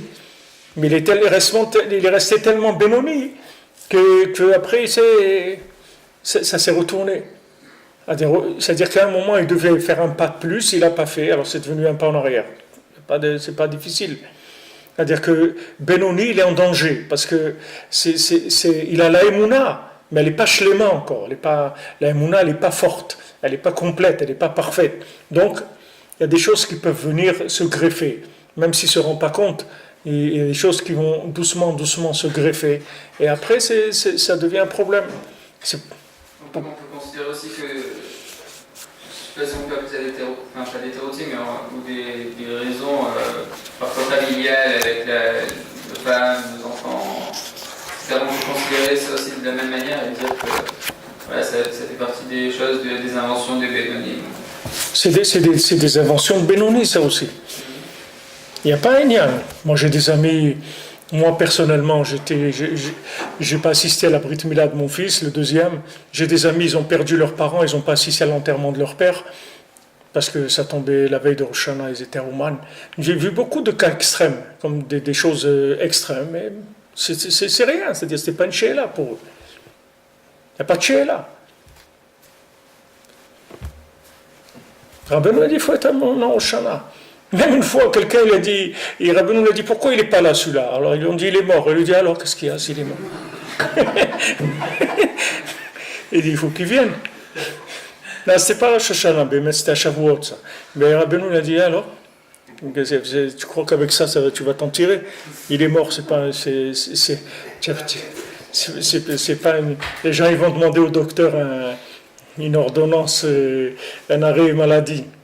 Pas d'arrêt maladie. Mais après, Shavuot, Rabbeinu leur a dit non, il était là, il est venu. Il y a pas ça dépend comment tu mets la chose, c'est tout. Ça dépend de la émouna. Maintenant, tant que tu es en chemin, il faut savoir que tu peux bifurquer, tant que tu es en chemin. Maintenant, à chaque fois, il y a des bifurcations déjà qui sont plus possibles. C'est-à-dire que chaque fois que tu vas avancer, ta émouna va grandir. Et il y a des choses déjà qui ne vont même pas exister, tu ne vas même pas les entendre. Mais tu vas avoir des examens tout le temps, des examens de émouna. Hachem, il va te tester. Qu'est-ce que tu es prêt à mettre pour Ouman Rosh Hashanah? Jusqu'où tu es prêt à aller? À chaque fois, chacun il va être testé, jusqu'à que tu sors de ça complètement. Après, tu as des épreuves dans autre chose déjà. C'est plus cette épreuve-là. C'est dans d'autres inyanim, mais pas d'aller ou pas aller. Déjà, autre chose complètement. Et tu vois, il y a des lettres de Rabbi Nathan. Vous allez prendre dans Alim la Troufa, dans le livre des lettres de Rabbi Nathan. Vous lisez là-bas. Vous voyez combien d'élèves à lui qui venaient plus à Ouman à Rosh Hashanah. Et il leur écrit. Il leur dit, tu sais, je peux pas m'empêcher de te dire qu'est-ce que tu es devenu, pourquoi tu as lâché, pourquoi tu viens plus à Ouman, qu'est-ce qui s'est passé, sache que tu te trompes. Et tu vois plusieurs lettres comme ça où il fait des reproches, mais il fait des reproches parce que c'est des élèves à lui, c'est-à-dire c'est des gens qui étaient très proches de lui. Et il dit c'est l'amour qu'il y a entre nous qui me fait que je te parle comme ça. Si je t'aimais pas, je t'aurais pas parlé comme ça. Rabbi Nathan, il n'allait pas dire ça à tout le monde. Il allait dire ça aux gens qu'il aimait. Ça lui faisait de la peine qu'à un moment, ces bénonymes-là, ils ont dévié. Il y a plusieurs lettres dans l'Imla Troufa où il leur fait des reproches clairs. Pourquoi tu n'es pas venu? Pourquoi tu ne viens pas au Ouman Rosh Hashanah? Alors même à l'époque, vous savez, c'est comme maintenant, c'est la même chose. Et pourtant, à l'époque, Rabbi Nathan, il était vivant. Rabbi Nathan, il était vivant. Quand les gens ils venaient à Rosh Hashanah Ouman, c'était un petit groupe. C'est pas ce qu'il y a maintenant. C'est pas 50 000 ou 70 000. C'était un petit groupe. Et Rabbi Nathan, il faisait des shiurim tout le Rosh Hashanah. Et les gens, ils venaient, ils entendaient des Torot de Rabbi Nathan, des choses extraordinaires. Donc il y avait quelque chose déjà qui était mamash, quelque chose d'important. Ils venaient écouter Rabbi Nathan et tout, c'est très important. Malgré ça, il y a des gens qui sont éloignés. Mais ça vient aussi de toute l'année. C'est-à-dire quand quelqu'un il est Benoni, il est considéré comme Benoni. Il se considère comme Benoni, comme on est tous, comme tu as dit, on est tous des Benoni. Alors il faut entretenir il faut passer les vérifications du moteur sans arrêt. Il faut aller vérifier l'huile, vérifier l'eau, vérifier ça, sans arrêt. Parce que sinon tu peux te retrouver n'importe où. C'est-à-dire il peut se passer n'importe où parce que la foi elle n'est pas assez grande. Elle n'est pas parfaite encore. Donc il peut y avoir des déviations, des difficultés de la vie, des fois, que ce soit des problèmes familiaux, des problèmes par ça, des problèmes de santé, des problèmes de... Il peut y avoir beaucoup de problèmes. Et la personne, elle n'arrive pas à passer ce cap-là. Alors que si elle le passe, elle verra que ce n'était pas un problème du tout. Mais quand le problème se présente, c'est une épreuve. Alors voilà, ils n'ont pas encore fait tchouva comme il faut.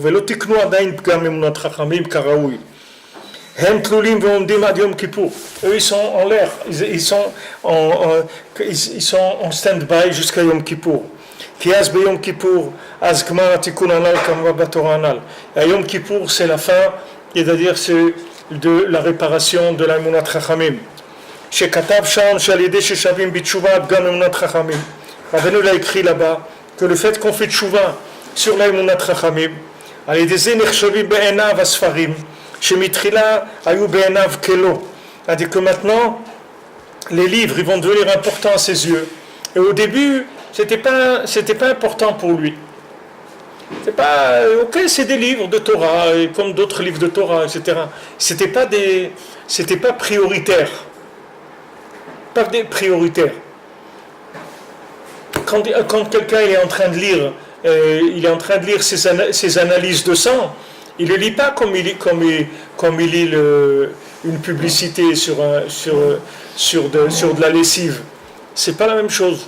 Quand quelqu'un est en train de lire les résultats de ses analyses de sang, il ne le regarde pas comme s'il lisait un truc qui va lui expliquer la valeur de cette lessive par rapport à une autre.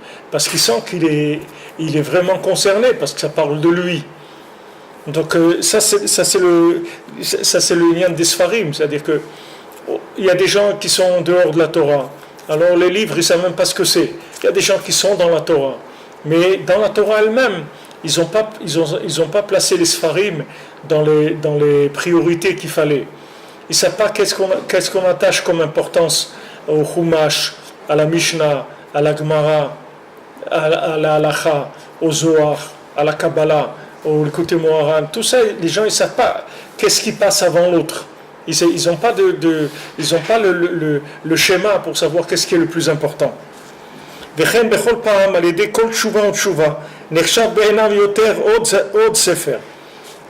Maintenant, à chaque fois qu'il fait tchouva, sur la tchouva, à chaque fois, tiens, il y a un livre qui va devenir plus important à ses yeux. La parole va devenir plus importante. Il va faire le Sipurei Maasiyot. Avant, il le faisait d'une façon. Maintenant, il va faire d'une autre. C'est-à-dire qu'il va avoir un autre regard du texte. Cet autre regard du texte, il va faire que le texte il va se révéler à lui de façon différente. Donc, il va lui donner plus d'évidence. Il va aller plus profondément. Il va aller plus loin. Il va dire, wow, tout ça, il y a écrit dans le Sipurei Maasiyot, mais moi, je croyais que c'était un texte. Ouais, tu sais, qu'est-ce qu'il y a dans... Mais au début, quand il lisait, il croyait que c'était un conte comme ça. Il ne sait pas que ce conte-là, il inclut toute la Torah, toute la vie, tous les univers, tout. Chaque mot de chacun de ces contes-là. Il ne sait pas. Il ne se rend pas compte. Lui, il croit qu'il en a lu la princesse, elle est partie, et trucs, etc. Ok, c'est une belle histoire. Mais il ne sait pas que c'est son histoire, et l'histoire de tout le monde, et l'histoire de toutes ses vies antérieures, et l'histoire de tout ce qui s'est passé, qui va se passer, qui se passe. Ça, il ne sait pas. Mais si maintenant, il fait tchouva sur Emunat Chachamim, alors petit à petit, ça va devenir plus important, et ça va lui donner plus.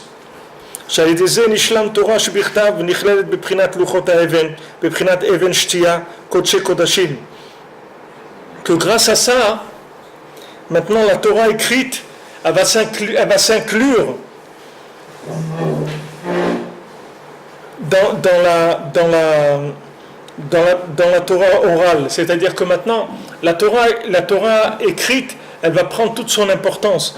Maintenant, la Torah écrite, quelle importance a la Torah écrite? C'est que la Torah orale qui te renseigne sur l'importance de la Torah écrite. Si maintenant tu sais pas ce que c'est, tu connais pas la Torah orale, jamais tu pourras attacher de l'importance à la Torah écrite. Regarde la Bible, je crois que c'est l'un des livres les plus imprimés dans le monde. Mais les gens, quelle importance ils attachent à la Bible, Ok, c'est la Bible, tout ce que tu veux. Il y a écrit ce qu'il y a écrit dans la Bible. Disons que la plupart des gens, ils y croient, etc. Mais quelle croyance ils ont par rapport à la Bible? C'est que la Torah orale qui peut te donner la référence d'importance. Comment considérer la Bible? Une fois que tu vas voir la Torah orale, tu vas revenir vers la Bible. Et là, tu vas voir la Bible, c'est autre chose complètement. Complètement autre chose. Tu verras que c'est chaque mot du Chumash, tu vas voir que c'est autre chose. Sur le mot Bereshit, tu as les 70 tikkunim de Tikkuné Zohar. Tikkuné Zohar, il y a 70 tikkunim, ils sont que sur le mot Bereshit, c'est tout. On n'a fait qu'un mot. Et sur le Tikkuné Zohar, il y a des livres et des livres du Ramak qui expliquent le Tikkuné Zohar. Tout ça, c'est un mot, c'est tout, de la Torah. Le premier mot, c'est tout. On n'a pas passé au deuxième, ni au troisième, rien. Mais qu'est-ce qui te donne ça? Quand tu vois Rabbi Shimon qui t'écrit le Tikkuné Zohar, comme Rabbi nous dit, que le Tikkuné Zohar c'est beaucoup plus élevé que le Zohar. Le Tikkuné Zohar c'est très très élevé. Et tous les Shivim Tikkunim, les 70 Tikkuné Zohar, c'est pour le mot Bereshit, c'est tout. Alors quand tu vois ça, waouh, comme ils disent les Américains, waouh. Alors tu reviens vers le mot Bereshit, là le mot Bereshit, tu sais même plus comment tu veux l'encadrer, tu veux le faire en lettres en or, waouh, attends mon ami, et après Bara aussi. Vas-y, on avance, tu comprends? Mais ça, c'est à chaque fois que tu vas voir plus de Torah orale, ça va remonter la considération de la Torah écrite. C'est comme ça que le système il fonctionne. C'est-à-dire, tout ce qui est passé, c'est de l'écrit. Tout ce qui est acquis, c'est de l'écrit. Maintenant, la Torah orale, elle va venir pour te retranscrire ça, retraduire ça dans le vécu d'aujourd'hui. Et quand maintenant tu vas trouver dans le vécu d'aujourd'hui, qu'est-ce que ça veut dire Bereshit, quand tu vas prendre le mot Bereshit, il va reprendre une autre dimension. Mais si maintenant tu n'as pas la Torah orale, le mot Bereshit, il va s'éteindre, jusqu'à qu'il devienne un mot, tu risques même, de lui attacher moins d'importance que le journal. Il y a des gens, ils vont voir le journal, ouah, le journal c'est important, ou les informations c'est très important, c'est les informations. Mais tu leur dis, attends, son fils il vient, il dit, papa, la Mishnah, j'ai pas compris ça. Mais attends, tais-toi, j'écoute tes informations. C'est des informations. Les informations de quoi? Pourquoi ça? Parce qu'il n'a pas de Torah orale. Quand il n'a pas de Torah orale, le petit vient avec la Mishnah. Il a la Mishnah, il vient avec des choses que tout le monde, l'univers, il tient sur ça. Et le père, il lui dit, attends, les informations, après quand il va grandir, le fils, qu'est-ce que tu veux qu'il ait dans la tête? La Mishnah ou les informations? Tu lui as dit, chut, chut, il ne faut pas parler maintenant, c'est les informations. On ne parle pas. Elle dit, non, mais je voulais te dire, le rabbi, il a dit que, chut, attends, il y a les informations. Après les informations, il y a la déformation. Après, il y a toujours quelque chose, il y a toujours des mations. Les cas, c'est qu'on n'a pas le temps pour ce qu'il faut. Pourquoi? Parce qu'il n'y a pas de Torah orale. Donc, s'il n'y a pas de Torah orale, tu ne peux pas considérer l'écrit. Et l'écrit, c'est la veille, c'est pas l'écrit de mon cher Rabbeinu. La Torah d'hier, aujourd'hui, c'est de l'écrit, parce que le monde, il a évolué. Voilà, il parle ici de Venshtia, Kodesh Kodashim. Voilà, demain matin, ils vont faire là-bas de la prière, de l'Arabaït, les trucs. Quelqu'un m'a dit tout à l'heure, j'ai rencontré un qui vient le Shabbat, il m'a dit, ils vont emmener 6 gdoud, 6 trucs de l'armée, 6, comment on appelle ça, régiment, voilà, de l'armée. Jamais ils ont emmené autant. Voilà l'événement, un truc, voilà, Kodesh Kodashim, Even Shtia. Tout ça, ça vient. Pourquoi on est dans ça? Parce que les gens, ils n'ont pas Emunat Chachamim. Si les gens, ils avaient Emunat Chachamim, le problème, il aurait été réglé depuis longtemps. Mais comme il n'y a pas d'Emunat Chachamim, les gens, ils vivent avec un peu de Torah, avec beaucoup de considération de l'humanité. Comme ils ont dit, voilà, Bibi, il était en France et tout, mais à cause du fait que maintenant, il a mis des appareils pour vérifier s'il n'y a pas un type qui rentre en mitraillette pour tuer quoi? Des musulmans, il a tué en plus. Il n'a même pas tué des juifs, il a tué des musulmans, d'accord? Pour empêcher qu'il y ait des musulmans qui se fassent assassiner, il a osé mettre des appareils pour quelque temps en plus. Il n'a dit pas pour beaucoup, juste le temps que ça se calme. Ah, on ne peut plus parler maintenant de paix et tout, ça y est. Ça y est. Alors ça fait peur. Mais si maintenant tu amènes là-bas, tu appelles M. Poutine, tu lui dis, regarde, j'ai un petit problème, vous pouvez venir régler, tu vas voir qu'il n'y a plus de prières, il n'y a plus de trucs, il y a des blindés. Pourquoi tu veux mettre des gens, tu veux qu'ils se fassent blesser? Amène des blindés, pourquoi tu amènes des gens qui vont leur jeter des cocktails Molotov? Tu sais déjà qu'ils vont leur jeter des pierres et tout. Pourquoi tu amènes des gens? Amène des blindés, n'amène pas des gens. Non, pourquoi? Parce qu'il n'y a pas d'émouna, c'est tout. Parce que le gars, il n'est pas sûr que c'est à lui. Pourquoi? Parce que l'autre, il lui chante toute la journée qui a volé l'orange du marchand. Il lui chante ça toute la journée. Qui a volé, et toute la journée. Voleur, juif, voleur, israélien, voleur, voleur. Ah, ils ont reconnu que le Veldiv, il ne fallait pas le faire. C'est la faute de la France. Qu'est-ce qu'on a gagné de ça? Tu fais tchouva? Qu'est-ce que tu as fait avec ça? Ah, on a reconnu. On a reconnu que quoi? Tu as reconnu Pétain, tu as reconnu ce que tu as fait, tous ces gens qui sont morts, que tu as tués. Alors, il n'y a personne qui juge ça. J'ai reconnu. Maintenant, d'accord, tu as reconnu. Maintenant, on passe il faut juger. C'est quelqu'un qui a reconnu qu'il a tué des. Alors, rien, dit voilà, comment on fait pour. Non, pas du tout. Il te dit ça. Et d'un autre côté, il va faire tout ce qu'il faut pour aller contre l'existence de Dieu en Israël. Tout ça, ça vient du fait que les gens ne sont pas clairs. Ils ne sont pas clairs.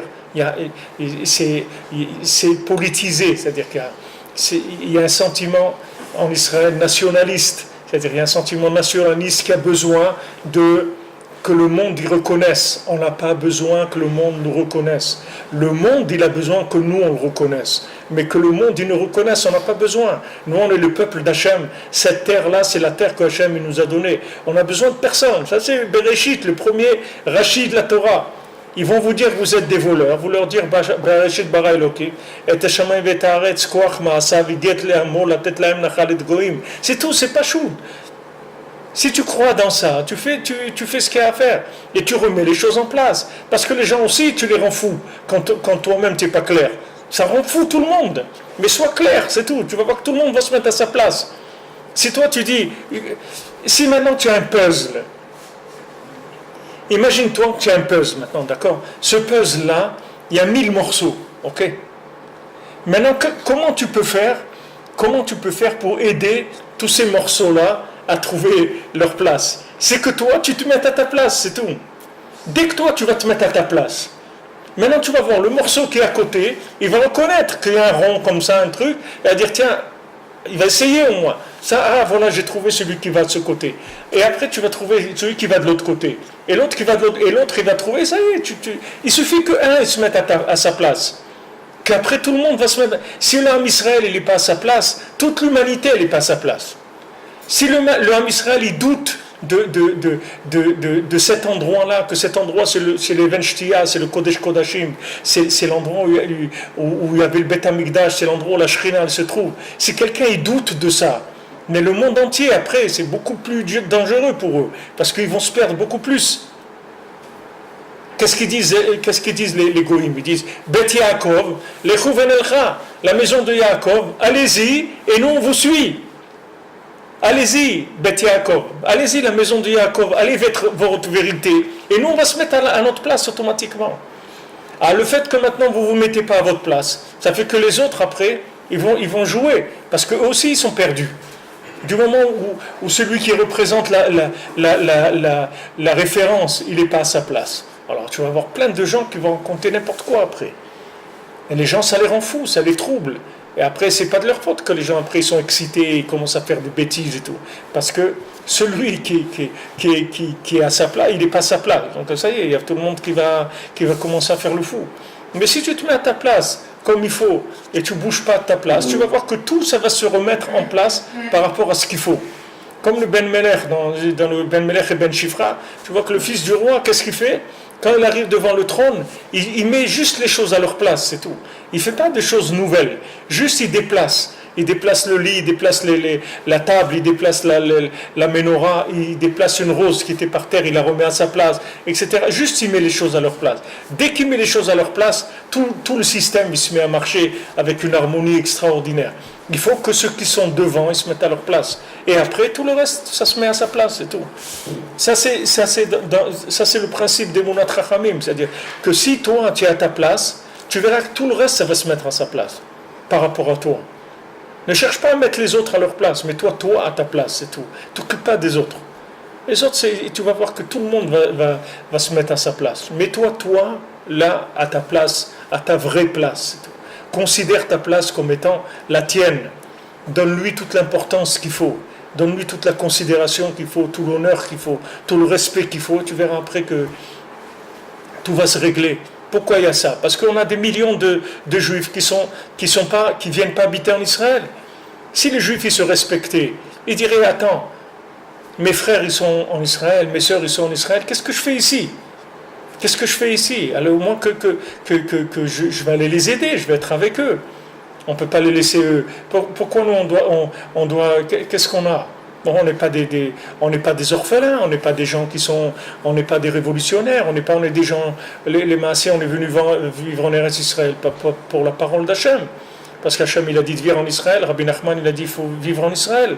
C'est tout, c'est pour ça qu'on est là. Alors pourquoi les autres les juifs ils se permettent d'habiter ailleurs?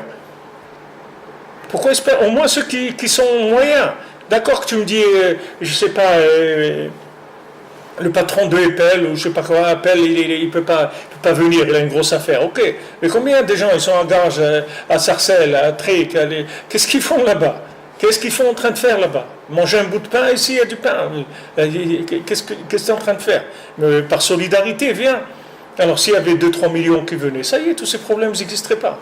C'est des problèmes, ils sont réglés. Ils sont réglés par le fait que les gens ils se mettent à leur place. Mais le fait que maintenant le juif il n'est pas à sa place, alors l'autre c'est comme si tu prends l'échiquier, c'est-à-dire celui-là il se met pas à sa place, les rois ils se mettent pas à sa place, l'autre truc, la reine, les trucs et tout, mais c'est un balagan total. Les gens ils savent plus quelles sont les règles du jeu, qu'est-ce qui est important, qu'est-ce qui n'est pas important. Mets-toi à ta place et tu verras que tout va se régler. Si aujourd'hui 2-3 millions de juifs ils montent en Israël, 90% du problème, il est réglé. Pour toute l'humanité. Tout le terrorisme, tout est réglé, c'est fini. Mais pourquoi? Parce que ça y est, du moment où tu mets les éléments à leur place, tout le flou, il va s'éclaircir. Et les gens ils vont être contents. Ils ont leur place. Tu vois que les gens ils sont heureux de vivre comme ils vivent, dans des contradictions terribles, dans des souffrances, dans de l'incompréhension, dans des choses terribles. Il y a pas de paix, il n'y a pas de tranquillité, il n'y a pas des gens qui sont persécutés parce qu'ils sont chrétiens, donc ils sont persécutés pour ça. Les gens, ils ont envie de vivre, ils n'ont pas envie de mourir. Seulement, les gens qui ne sont pas à leur place, c'est eux qui entraînent que plus ceux qui sont devant, ils ne sont pas à la place, et plus ceux qui sont derrière, ils se retrouvent complètement à côté, mais vraiment largués, complètement largués. Alors, j'ai fait cette petite parenthèse parce que je dis, comme il parle de Ibn Shtia, je parlais de ça parce que aussi que le Sroud de Rabbeinu fasse que ça soit un petit clédinim, qu'il n'y ait pas de violence, qu'il n'y ait rien du tout, que Béhémet, ça se passe dans le shalom, celui qui a envie de prier, qui prie, c'est que chacun il fasse ce qu'il a à faire tranquillement. Et alors qu'est-ce qu'il y a s'ils ont mis des machines pour... Qu'est-ce qu'il y a nous, tous les jours on va au cotel, tous les jours. Mais regarde, tu peux demander à Dan l'autre fois, on a été, il ne nous a pas laissé rentrer. Il ne m'a pas laissé rentrer parce que j'avais mes bretelles, elles faisaient du bruit. Il m'a dit non, c'est pas les bretelles qui font du bruit. Je dis, qu'est-ce qui fait du bruit? Il dit non, tant que ça fait du bruit, tu rentres pas. Il dit quoi? L'autre fois d'avant, j'étais obligé d'enlever mon bretelle, mon pantalon il est tombé. Donc après j'étais en train de tenir mon pantalon tout le temps parce que je pouvais pas, je savais pas comment attacher mes bretelles derrière. Qu'est-ce que je vais faire? Et là on est obligé de changer. On est sorti, on est allé dans un autre poste. Il y a 3 postes d'entrée au cotel. On est dans un autre. Et dans les autres elle est moins sensible la machine. Donc tu peux passer. Alors maintenant et Daniel demandait, il dit mais attends, si ça siffle ici, pourquoi là-bas ça siffle pas? Alors le gars en plus, le gars chez qui on est passé quand il a vu qu'on est parti, qu'on allait passer il a appelé là-bas, il dit fais attention, ils vont venir, l'autre il pouvait rien faire, il dit si chez moi ça sonne pas, donc il n'y a pas de problème. Voilà nous, les juifs, on les trucs et tout, et nous voilà, ils t'empêchent de rentrer au cotel. Et qui c'était le gars qui était là-bas? C'est un musulman qui fait la sécurité. Alors vraiment avec ça, tout est à sa place, comme on dit, faites vos jeux, rien ne va plus. C'est-à-dire que mais on dit rien, qu'est-ce qu'il y a? On comprend que maintenant, il peut y avoir un gars qui rentre avec un couteau, qui rentre avec un truc, on comprend qu'il peut y avoir des choses, alors qu'est-ce qu'il y a? Le gars, il m'a vérifié, je suis passé dans une machine, qu'est-ce qu'il y a? Tu peux passer dans une machine pour éviter à des gens de mourir. Ok, il n'y a pas d'autre solution pour l'instant, on fait ça. Non, on veut pas passer. C'est pas, il y a pas c'est étroit, c'est très fermé. Il y a pas d'air, c'est asphyxiant. עין שם, שזהו בחינת יום כיפור, שאז נכנס הכהן גדול לפני לבפנים, לבית קודשי קודשים, לאבן שתייה, ששם עמדו לוחות האבן. Donc ça c'est Yom Kippour, que le Yom Kippour, le Kohen Gadol, il rentre à l'intérieur, dans le Saint des Saints, dans la pierre de Even Shtia, la pierre de, comment on dit ça, Even Shtia, c'est la pierre qui est le fondement, la base du monde. Shisham Amdou Luchot Even. Qu'est-ce qu'il y a là-bas? Il y a les Luchot Even. Là-bas, il y a les Luchot à Even, c'est-à-dire l'étape de la loi, l'étape de la loi, c'est-à-dire qu'il y a la racine de toute la Torah, elle se trouve là-bas à l'intérieur du Kodesh Kodashim. Quand est-ce qu'il rentre là-bas le Kohen? C'est quand il y a eu toute la tchouva sur la Emunat Chachamim. C'est-à-dire quand il y a eu la tchouva sur la Emunat Chachamim, c'est-à-dire quand on est arrivé à faire l'upgrade de la Torah orale, qu'on est arrivé à comprendre la Torah d'après l'endroit où on se trouve, à ce moment-là, le Kohen Gadol, il rentre dans Kodesh Kodashim, là-bas il y a l'original des tables de la loi, c'est-à-dire que mamash la racine de toute la Torah. Mais pour arriver à la racine de toute la Torah, il faut qu'il y ait tchouva sur l'Emunat Chachamim, sinon tu ne peux pas arriver. Tu peux arriver, tu vas voir l'étape de la loi, tu ne vas pas savoir ce que c'est. Mais si maintenant tu as préparé dans la Torah orale la considération des paroles de la Torah qui sont actualisées, alors après tu vas voir la référence, tu vas voir comment elle est extraordinaire. Donc c'est pour ça que les gens moyens, eux ils sont en stand-by jusqu'à Yom Kippour. Que Yom Kippour c'est la fin de ce tikkun, c'est-à-dire de cette réparation. Donc tous les gens moyens ils sont en stand-by depuis Rosh Hashanah jusqu'à Yom Kippour. Si maintenant ils font tchouva chaque fois, Et à ce moment-là, les Sfarim, ils vont devenir importants pour eux. À ce moment-là, Yom Kippour, ils auront un bon khatima, c'est-à-dire une bonne signature, c'est-à-dire une bonne décision. Et à Yom Kippour, c'est là où il y a principalement cette réparation de façon parfaite. À ce moment-là, le Kohen Gadol, il rentre dans le Kodesh Kodashim, la Even Shtia, dans la pierre qui est le fondement du monde, à l'idée Koar shel Tchouvat Israël.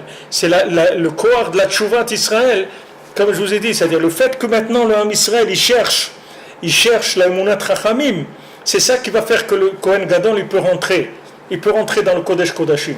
C'est la même chose. C'est-à-dire que maintenant, ce que je vous ai dit pour Eretz Israël, c'est la même chose.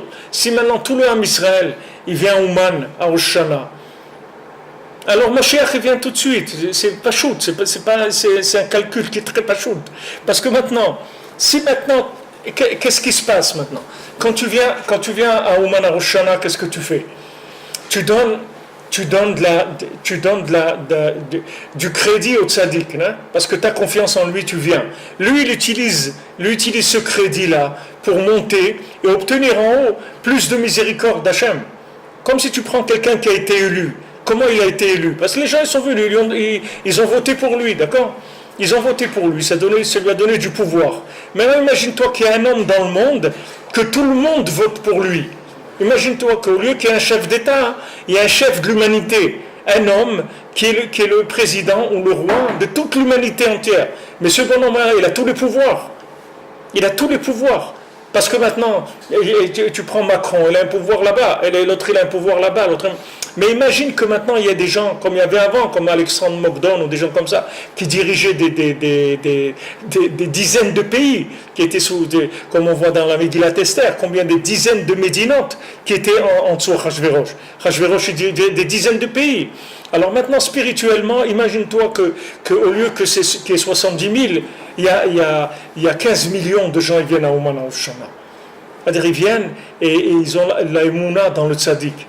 La Emouna que c'est lui qui est capable de me sortir et de sortir toute l'humanité de là où du problème qu'ils ont. Maintenant, lui, il monte avec ça.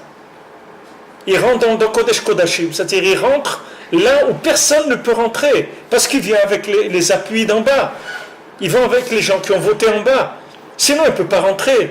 Le Kohen Gadol, il ne peut pas rentrer à l'intérieur du Kodesh HaKodashim si les gens n'ont pas fait tchouva entre Rosh Hashanah et Yom Kippour. Et qu'est-ce qu'il va rentrer là-bas? Qu'est-ce qu'il va trouver là-bas? Rien du tout. Il ne va rien trouver du tout. Ce qu'il va trouver à l'intérieur, c'est la force que les gens de l'extérieur lui ont donnée. Donc maintenant, le fait que nous, on fait tchouva sur la considération des Sfarim, qu'on dise chaque mot, il est important. Si Rabbi Nachman, il a dit ça, ça veut dire que cette façon de dire, elle est spéciale. Il veut faire passer quelque chose de spécial. Et si je ne comprends pas, j'ai la émouna, que c'est quelque chose de très grand, etc. Chaque fois que je considère la chose plus importante, que c'est très important, que Ouman Rosh Hashanah, je dis c'est très important. Alors quelqu'un, il va voir, il va dire, comme je vous l'ai raconté quand j'avais la Brit Mila de mon fils, j'étais encore à Aix-les-Bains, et donc j'étais absent parce que c'était Rosh Hashanah. Alors il y avait un Rav qui était notre voisin, c'est lui qui a organisé le repas de la Brit Mila chez lui et tout. Alors il a parlé, il a dit pour un père, qu'est-ce qui est plus important que d'assister à la Brit Mila de son fils? Il dit pour nous, c'est quelque chose de première importance. Eh bien, il faut croire que non. Puisque son père il est allé pour Rosh Hashanah, ça veut dire qu'il y a quelque chose de plus important que ça encore. Ça fait que tu ouvres l'esprit aux gens. Tu dis ok, c'est bien, Baruch Hashem, Mazal Tov, tu as un petit garçon sur la Brit, mais il y a des choses encore et des choses. Ça ouvre, tu comprends? Ça ouvre, parce que le fait que maintenant tu donnes une considération à la chose comme ça ouvre. C'est comme les auctions, là, et il vient, il achète une paire de chaussettes de Obama. Il dit voilà, $1. L'autre il dit moi $2. L'autre $100. L'autre $1000. Allez, chacun il voit que l'autre il met plus, il dit ah non, si maintenant ils ont mis ça, alors moi je mets encore beaucoup plus. Beaucoup plus. Maintenant, cette paire de chaussettes, tu vas aller l'acheter dans un supermarché, elle coûte rien du tout. Mais le fait qu'elle est passée dans une auction, dans une vente aux enchères, alors la chose, elle a pris une valeur par le fait qu'elle a été renchérie par les gens, c'est tout. Mais ce n'est pas la chose elle-même comme tu la vois. Il y a des choses derrière qui ont fait que ces personnes-là, ils ont investi ça. Donc maintenant, si tu vas à Rosh Hashanah, tu vois aujourd'hui 70 000 personnes à Rosh Hashanah, alors que le plus grand Rosh Hashanah de Rabbeinu, il y avait 700 personnes. Donc tu dis, attends, s'il y avait 700 personnes, et maintenant il y a 100 fois plus, ça veut dire que maintenant, il y a plus de gens qui se sont rendus compte de l'importance qu'il avait, Rabbi Nachman, par rapport au monde, puisque à son époque, il n'y avait que 700. Les gens, ils n'étaient pas encore arrivés à la conscience de la valeur de... Comme Moshe Rabbeinu, il y a 20% qui sortent, 80% ils n'écoutent pas Moshe Rabbeinu. Nous, on parle de toute l'histoire et tout. Il ne faut jamais oublier que c'est l'histoire de 20% de gens, c'est tout. Ce n'est pas une histoire de 100% du Ham Israël. C'est une histoire qu'on raconte de 20% de gens. Comme peut-être aujourd'hui, peut-être qu'on représente 20% des Juifs du monde qui sont en Israël. Je ne sais pas quel est le chiffre, mais sachez que ceux qui sont là et qui font l'histoire du monde, ils sont que 20% de tout ce qu'il y a, de tous les gens. Alors que si maintenant ça a augmenté, on passait à 30, à 40, à 50, à 60%, d'abord dès qu'on dépasse un certain niveau, après on embarque beaucoup plus de gens. C'est exponentiel. C'est pas 1 plus 1 plus 1. C'est-à-dire que quand on arrive si à Ouman, par exemple, il y a 3 millions, c'est beaucoup plus facile d'amener 10 millions que de passer de 50 000 à 10 millions. Et ça va se faire très facilement. Mais si les gens ils viennent, ils disent pourquoi on va chez Ouman à Rosh Hashanah? Parce que Behemet, on a la Emouna, que Rabbi Nachman il a dit ce que je peux faire à Rosh Hashanah, je ne peux jamais le faire dans l'année. Hachem il m'a fait cadeau Rosh Hashanah, que Rosh Hashanah, je peux faire des choses extraordinaires. Donc quelqu'un qui considère ça, il dit mais attends, je ne peux pas ne pas être là-bas, impossible. Impossible. Maintenant lui, il peut pas, il dit moi je peux pas ne pas être là-bas. Alors celui qui dépend de lui aussi va venir, et l'autre qui dépend de celui qui dépend de lui aussi va venir. Et comme ça, et si les gens ils viennent et on obtient assez de voix pour qu'il y ait la Géoula, alors il y a la Géoula tout de suite, c'est tout. Maintenant peut-être qu'il n'y a pas besoin qu'il y ait là-bas 10 millions, peut-être que 3 millions ça suffit, je ne sais pas. C'est-à-dire, je ne sais pas en haut qu'est-ce qu'il faut pour que la miséricorde elle soit totale. Mais en tout cas, ce qui est sûr, c'est que tout celui qui vient, il a fait avancer la Géoula. Ça c'est sûr. Ça c'est sûr. Il peut être tranquille que même si lui, sa vie, elle est comme elle est, ça n'a pas d'importance. Mais ce qui est garanti, c'est qu'il a fait avancer la Géoula. Ça c'est sûr. Alors maintenant, quelqu'un il voit ça et dit mais attends, moi je veux faire partie des gens qui ont mis la Géoula. On ne va pas rester dans mon coin. Moi je veux être un activiste de la Géoula. La Géoula, ce n'est pas d'aller frapper des gens ou d'aller. Il n'y a besoin de convaincre personne. Il n'y a rien à convaincre. Il n'y a pas besoin de convaincre. Ce qu'il faut, c'est juste déclencher de la miséricorde, c'est tout. Plus de miséricorde, c'est tout. Le reste, ça va se faire tout seul.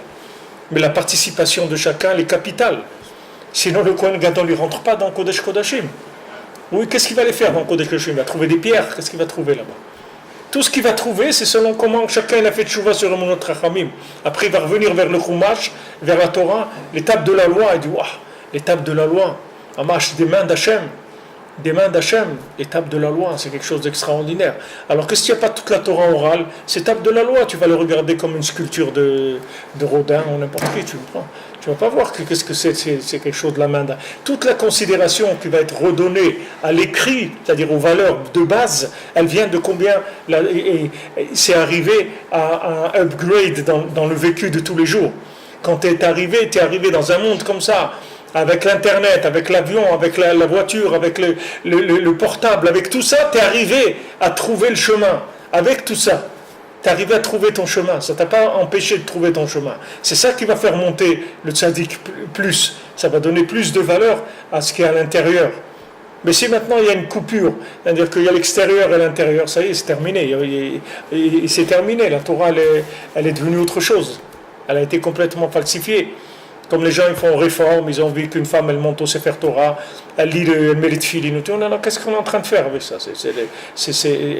On va arriver avec ça à quoi? On va arriver qu'il ne reste plus rien. Si on vous écoutait, on faisait ce que les réformes ils veulent faire, il ne resterait plus rien.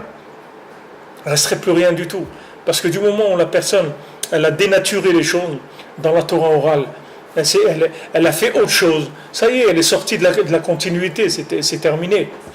Tout le niat, c'est qu'on se bat pour garder la chose dans sa vérité originale. Et tout, quand on parle de Torah orale, C'est comment on adapte le vécu par rapport aux bases. C'est ça ce qui nous intéresse. C'est pas de dire ok, le truc qui me plaît pas, alors je vais adapter. Comme le gars il n'arrive pas à tirer avec la flèche au milieu, alors on dit attends, je vais tirer d'abord, après on va tracer le cercle. Comme ça on est sûr qu'on est au milieu. Mais on n'a rien fait avec ça. C'est maintenant tu viens changer les choses, on n'a rien fait. On n'a rien fait si tu fais ça, on a tout perdu. Tout le lien c'est de tenir la vérité de l'origine dans les fluctuations de la vie, des générations, etc. Et pour ça, tu as besoin d'une Torah orale de plus en plus adaptée, qui te suivre partout.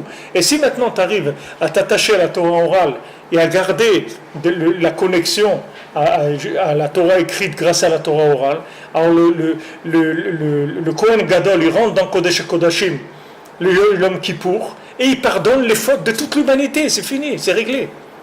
C'est réglé. Ce que lui va obtenir là-bas, c'est ce que les gens ils lui ont donné comme pourvoir par la Emunat Chachamim. Et à ce moment-là, lui, il peut faire pardonner toutes les fautes. La Gemara dit même quelqu'un qui ne fait pas Yom Kippour, ça lui pardonne toutes ses fautes. C'est pas comme ça la halakha, mais la Gemara, elle dit ça. Même le gars qui est perdu, là où il est perdu, ça va lui pardonner toutes ses fautes. Pourquoi? Parce qu'on est arrivé à décrocher plus de miséricorde. Voilà, c'est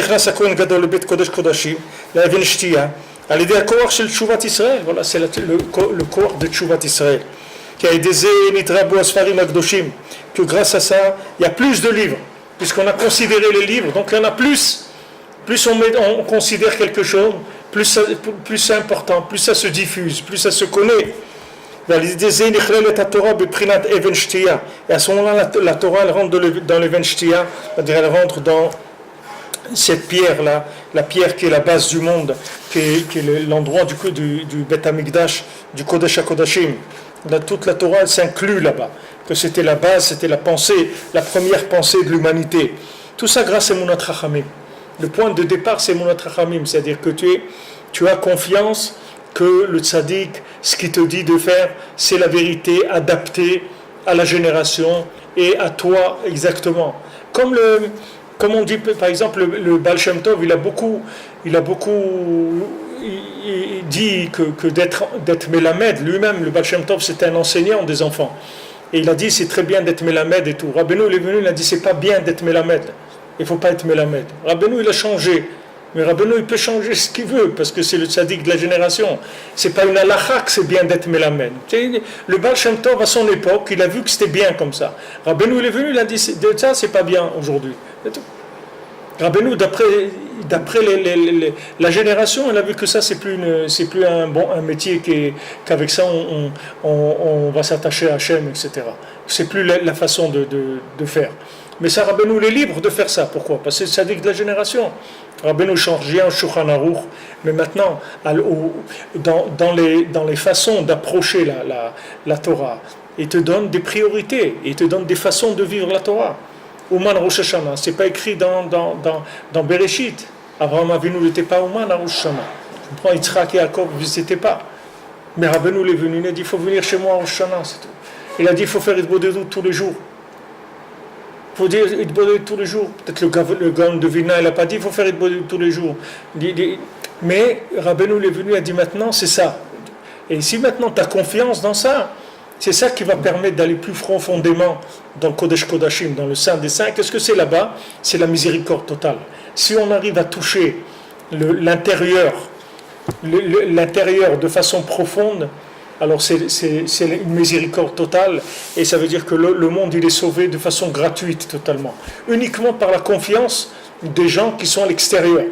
Les gens qui sont à l'extérieur, qui ont confiance, c'est eux qui donnent le koach au Kohen Gadol d'aller plus profondément dans le Saint des Saints, c'est-à-dire là où c'est une miséricorde totale.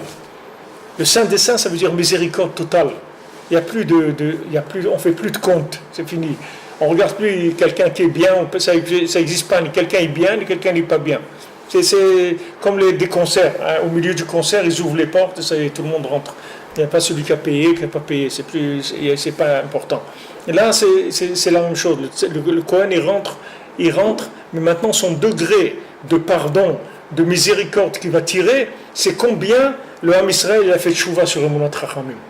Plus quelqu'un a fait tchouva sur Emunat Chachamim, plus quelqu'un il s'efforce de considérer les paroles du tzaddik comme étant Kodesh Kodashim, mamash, que chaque mot du tzaddik c'est la plus grande, la plus haute importance, ça fait qu'après le tzaddik il va décrocher plus de miséricorde. Et une fois qu'il a décroché ce qu'il faut, nous on ne sait pas où ça en est. Pour ça Rabbeinu il a dit, il a donné la Megillat Starim à Rav Naftali. Rav Naftali, il avait les Megillat Starim, c'est-à-dire le Rabbeinu, il a écrit toute la période de Mashiach, quand il va venir, tout ce qui va se passer, etc. Alors Rav Naftali, lui, savait qu'est-ce qu'il avait écrit là-bas. Alors ils lui ont dit, Rav Naftali, il a dit non, alors toi tu sais Mashiach quand il vient et tout, alors où on en est. Alors Rav Naftali, il dit, c'est écrit là-bas, que quand vous verrez que le Likutei Moharan, il s'étudie dans le monde, alors préparez-vous, Mashiach, il est là.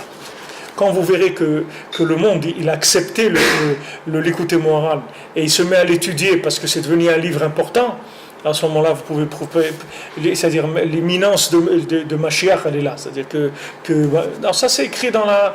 Pourquoi? Parce que si tu considères que le Likutei Moharan c'est Kodesh Kodashim, c'est-à-dire que chaque mot du Likutei Moharan c'est très très élevé, ça donne de l'accréditif au tzaddik pour que le tzaddik il décroche de la miséricorde. C'est ça que tu fais avec ta émouna. Plus tu vas voir la émouna, plus quelqu'un y voit, tu es aux enchères. Tu viens, tu dis voilà, moi je vends ma maison pour acheter ça. Wow, il dit wow, il a vendu sa maison, moi je vends mon immeuble. Et l'autre vient et dit moi je vends 3 immeubles. L'autre il dit je vends la ville. Et là, voilà, parce que la chose elle monte, elle devient de plus en plus importante. Bezrat Hashem.